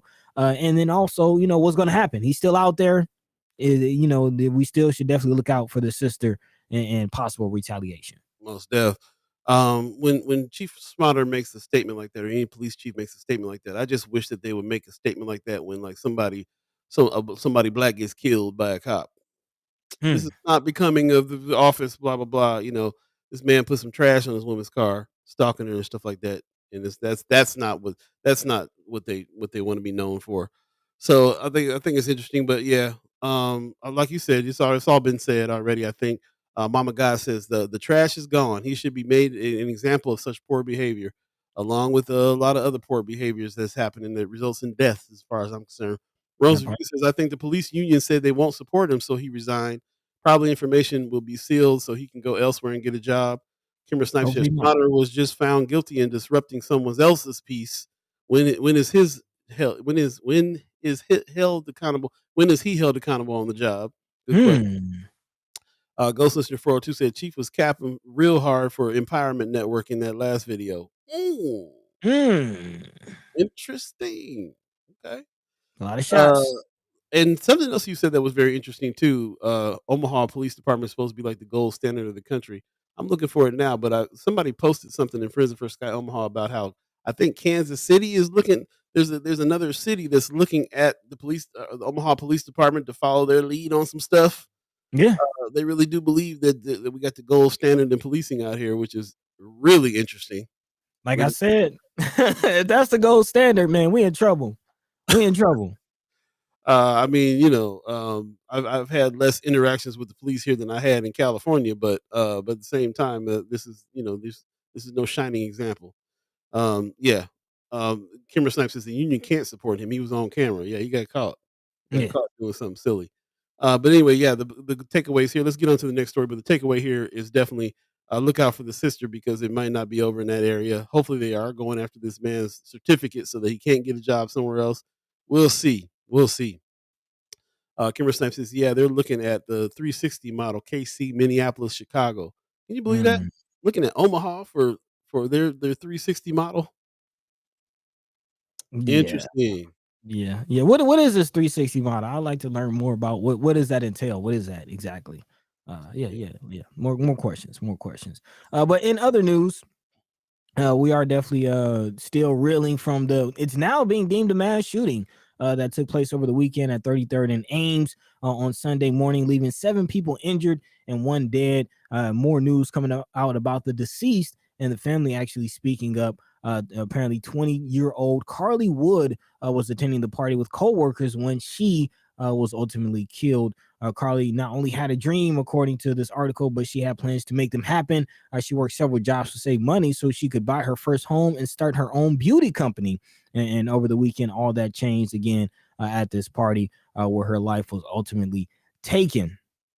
And is of course the family is speaking up. The sister, or actually Carly's best friend, Casey Norman, saying Carly was literally perfect. I told her all the time she's going to go so far in life. She was so good at everything she did. So definitely getting her love, getting her flowers. Unfortunately, while she cannot receive them. But in a statement, also, Chief Todd Schmaderer said it is imperative OPD pieces together what took place so resolve can come for the victims and their families. At this point in the investigation, an after hours party was occurring and a confrontation took place, resulting in gunfire. There is no indication it was a random shooting. So, and definitely condolences goes out to the family, love, light to her family and friends and the community. If I'm not mistaken, she was a resident and student in Papillion. At least you're paying graduate, right? Couple things about this situation. Of course, the narrative is turning into a thing. I'm finding out from articles that I'm reading and people I'm talking to. This is a white girl from Papillion that's hanging out in North Omaha and went to a party in North Omaha, got killed. So we're seeing first of all, like the family. The article today was the family has chimed up and says something, and press is covering that. So there's something to be said about where the narrative is going here on this. They're also talking about this as if this is the next mass shooting after Von Mar in Omaha, Nebraska. So they're comparing they're saying that this is a mass shooting on the scale of those of mass shootings in America. A lot of people they haven't gotten around to really talking about it quite yet, but I'm seeing the narrative start turning in these directions. And the only thing that I really got to say about it is it's a tragedy. Definitely prayers go out to the family. You know, hate that any of this happened. Hate that any of the other victims that didn't die also got killed or also got shot. Hate that this happened to a local business owner in his space. Apparently, he was in New York City when this went down. He came back and made a statement on his Facebook page. He was very distraught about what happened. He tried to have a space there that people can rent out and use, and something like this happens, and it's a Mm. tragedy. It's messed up. So there's a lot to keep our eye on here. There's people that this happens a lot around the country, really. But in our neighborhoods, this happens a little bit more than usual in other neighborhoods, and it's a sad thing. But how much coverage is the family getting? What's the narrative here on that? What's the attitudes on law enforcement? How hard is law enforcement going to go for this for this person. There's a lot to be seen here on that because we all know how it is. This is a white girl from Papillion that came to a party in North Omaha. This is the narrative that they're starting up here, and we want to find justice for her for sure. I mean, that's a given. We hate that any of these things are happening, but it's messed up that it's going to add to the stigma of North Omaha in the way that they're trying to shape this up. So, pay attention to what the what the journalism what the news is saying on How these they're saying things it. and how they're saying it. Yeah, messed up. Richardson said the mass shooting thing seems a bit misleading. It is. Yeah, I mean, I don't know if misleading is the word, but it's just very interesting. When and again, all of it is bad. All of it, needs to be addressed. But just how it's talked about. When certain individuals experience this versus others, and in one instance it's deemed a mass shooting, and another instance is just another shooting. I to kind of juxtapose it, I did pull a story that KMTV 3 reported on earlier this month on the 7th, the shooting that happened at 49th in Miami, where another young lady lost her life. 20-year-old Datiana Kellogg was killed in that instance. And just how the victim is talked about, the space that's given to the family, how the family and friends are being addressed is just different. It is just different, which is why we do what we do, and why we do or don't talk about these types of instances. And just wanted to address that. and again, the point here is that somebody got killed is messed up thing. We don't want to make the full point here how it's being how the story is being shaped up, but we do have to speak on it because it's people in our community that are being talked to. Is people, we do have to say what we have to say about it because of the fact that the victims' families and the people that are around, they're going to get a little, we feel like they're going to get a little more help, and sometimes that feels very unfair when black folks or people in our community are have suffered the same things and not getting the same police coverage and everything else. So, I mean, that's really what to think about. That's really one of these things that we got to kind of have to consider. Unfortunately, not taking away from the main point that there was a tragedy that happened and in our neighborhoods, and it's messed up, and we really feel for that family as much as we would feel for any family. It's Yeah. just messed up. Yeah. So Kimra says in the chat on YouTube, I had just had the conversation this summer that the mayor won't come out till a white person gets killed. My heart goes out to the family. Mm. So she's saying, some things too. Gwen Easter said, I hope they find out who killed her and the young lady, Miss Kellogg. Thank you. Right. You- Beth Davis Wilson in the chat, good morning, says, need to ask why a mass shooting, what constitutes a mass shooting? Good question. I think the number of people that got shot is comparable to other numbers of people that got shot in what they call mass shootings. But I found it interesting that article made sure that the chief made sure that he made it a point to say this wasn't a random shooting, which I think is also associated with mass shootings. That it's just mm. random. They just walk into places they don't know anybody and they start shooting folks. Because he's saying this is somebody that people knew. This is he was shooting people that he knew, or he or she or whoever the shooter was. Mhm. Um, so they're saying that this is such a personal situation, and so they're making a delineation between whether or not this is a mass shooting or not. Some people have said mass because they're just looking at the numbers, but I think the way that Whitney Richardson just said is a little misleading because mass shootings also had tend to be random shootings, people that weren't known and didn't know and just walked in somewhere that someone wasn't targeted, right? So she says, so someone or a group was targeted. They feel like that's what they're trying to say. Yeah, Yeah. it's a private party. Everybody kind of Confrontation. knew each other. It was a confrontation, and they just started shooting. And she got caught in the crossfire. Or I'm not really sure yet. The investigation on what happened is not out all the way yet, so we don't know. But Roseview said, did everyone get shot? Some people could have just been injured by falling down. No, 7 people actually got shot. Yeah. 8 people got shot. 1 person died. 7 of them actually got shot. They said that they drove up to the hospital in their own cars because it wasn't life threatening um, injuries, but they did get shot. Yeah. So we don't, like I said, we don't talk about this much. That's why. But the narrative here is to watch the narrative.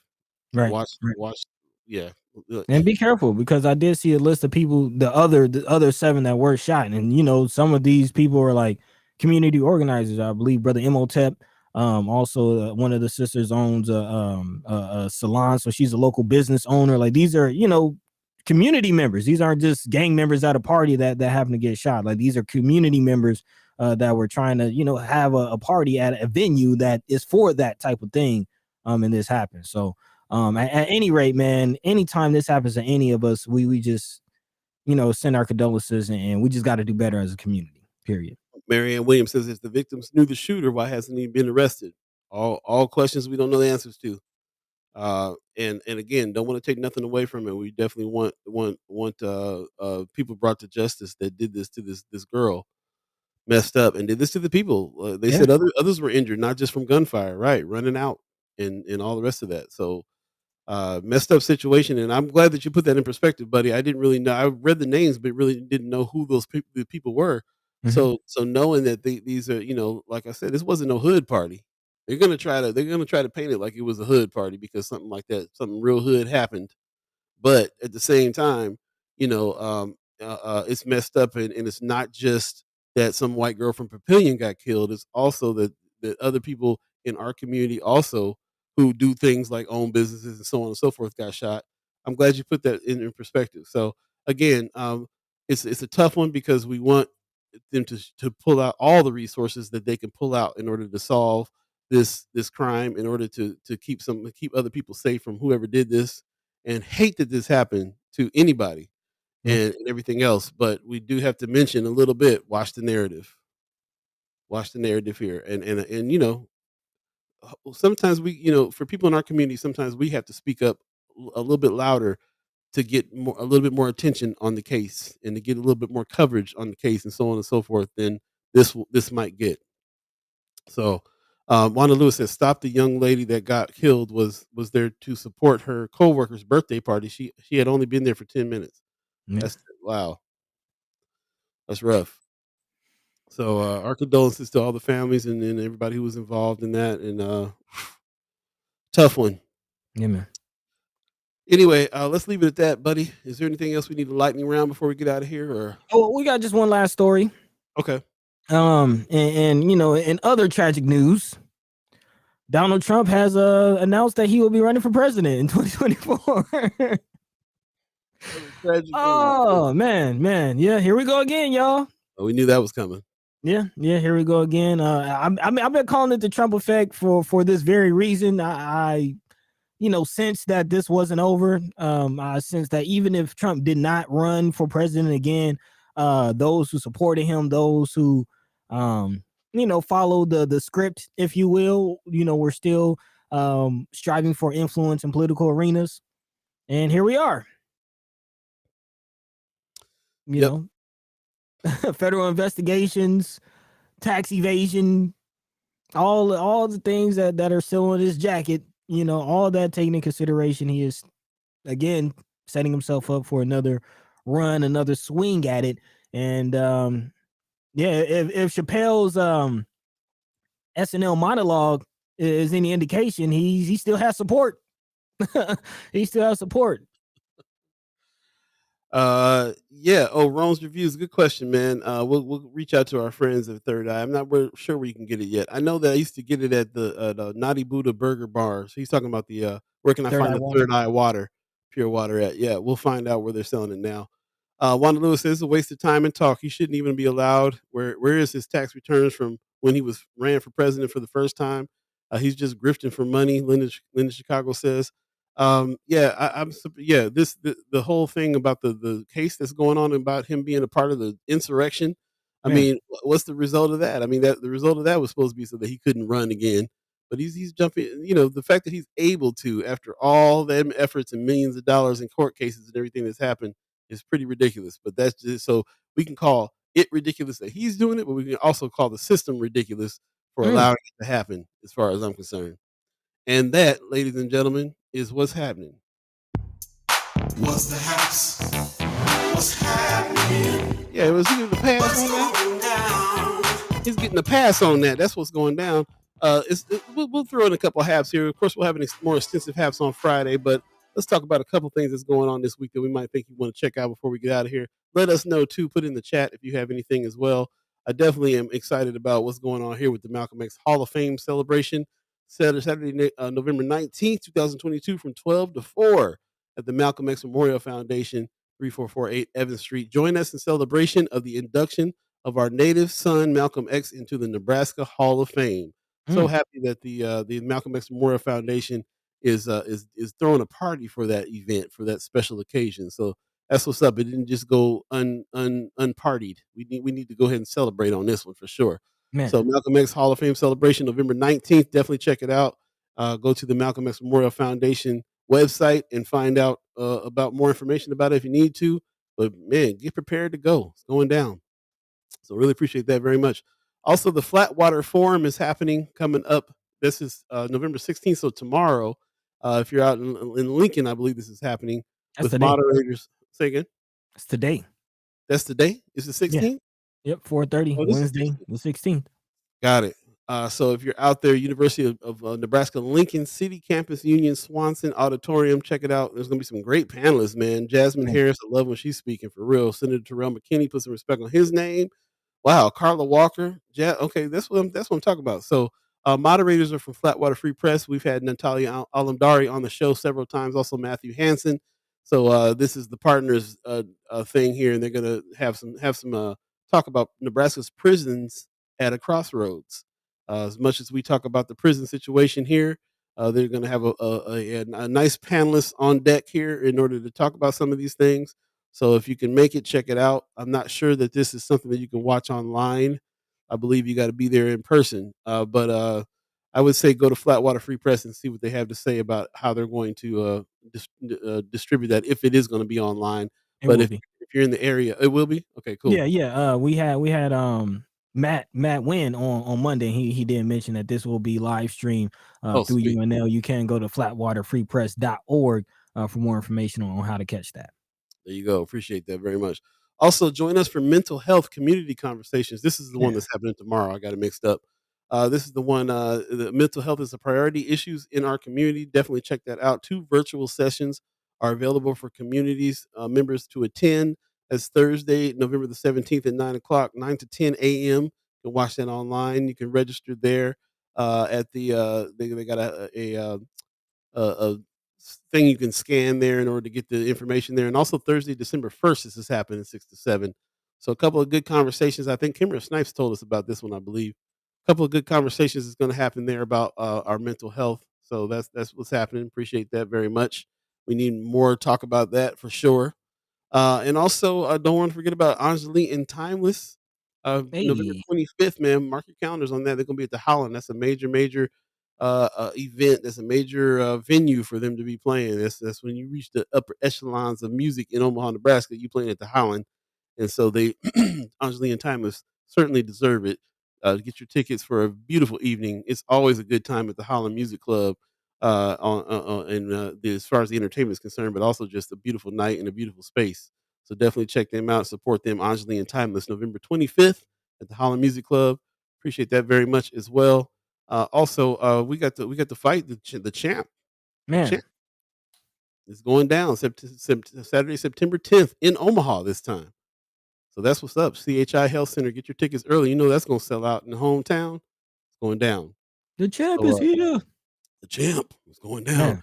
Over at the Benson Theater, I Am a Black Woman is happening. Let me see what the date is on that, because I've already forgotten the date, but I did pull it up over here somewhere. So let me see where I got it. I Am a Black Woman is happening on November the 18th and November the 19th. 2 shows you can go to here. Go to bensontheater.org.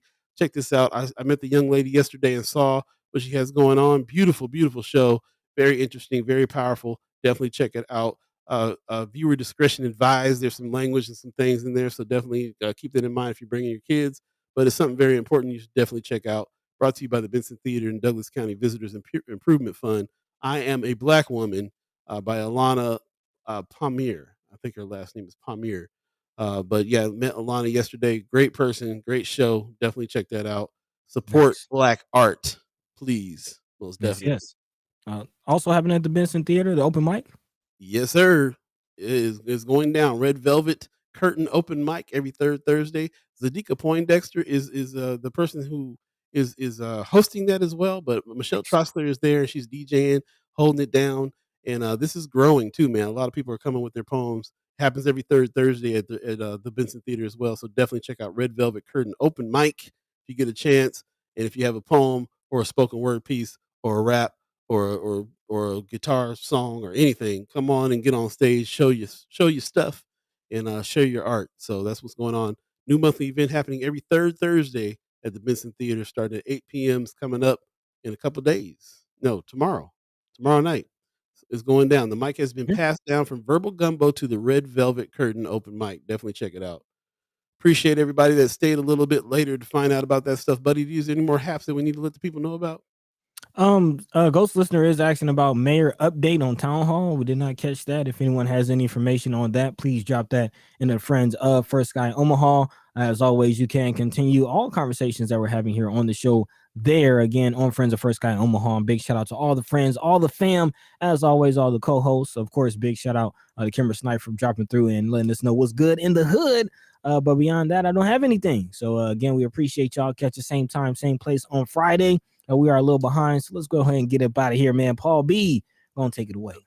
That's what's up, man. Rone's Reviews, man. Mayor Sanchez is always coming with the great ideas. He says, find yourself a financial podcast to follow.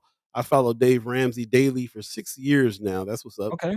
We follow one called Earn Your Leisure. A couple of brothers that we consider are kind of like us, sitting around talking about these things and doing the things. So we appreciate that. Check out Earn Your Leisure. A lot of good information on that as well. Beth Davis. Oh, I'm sorry. Pop says another phenomenal show. Thank you guys, and thank my chat chiming fam. That's what's up. Hey. Mama God says, take care, First Sky fam. Appreciate y'all. Thank you very much. And yeah, we'll talk a little bit more about what happened with the mayor's town hall on Friday. Hopefully, we'll be able to talk a little bit more about that. And we might have a special guest coming on too. I don't want to say yet because it's not confirmed, but we'll just stay tuned. You know, we always got something going on, so stay tuned for that show on Friday, and we'll have a little bit more extensive haps. You can always check out what's going on in the haps in Friends of First Sky Omaha, the group page. If you're not a member, go be a member of that and check out what's happening there. That's where the conversation happens when we're not live. So definitely go check it out. We appreciate you. I want to give thanks to the Omaha tribe elders for allowing us to be on this land and speak while we're here. We want to give shout out to our elders for allowing us to speak before them. And we want to give a shout out to the chat timers allowing us to speak with you.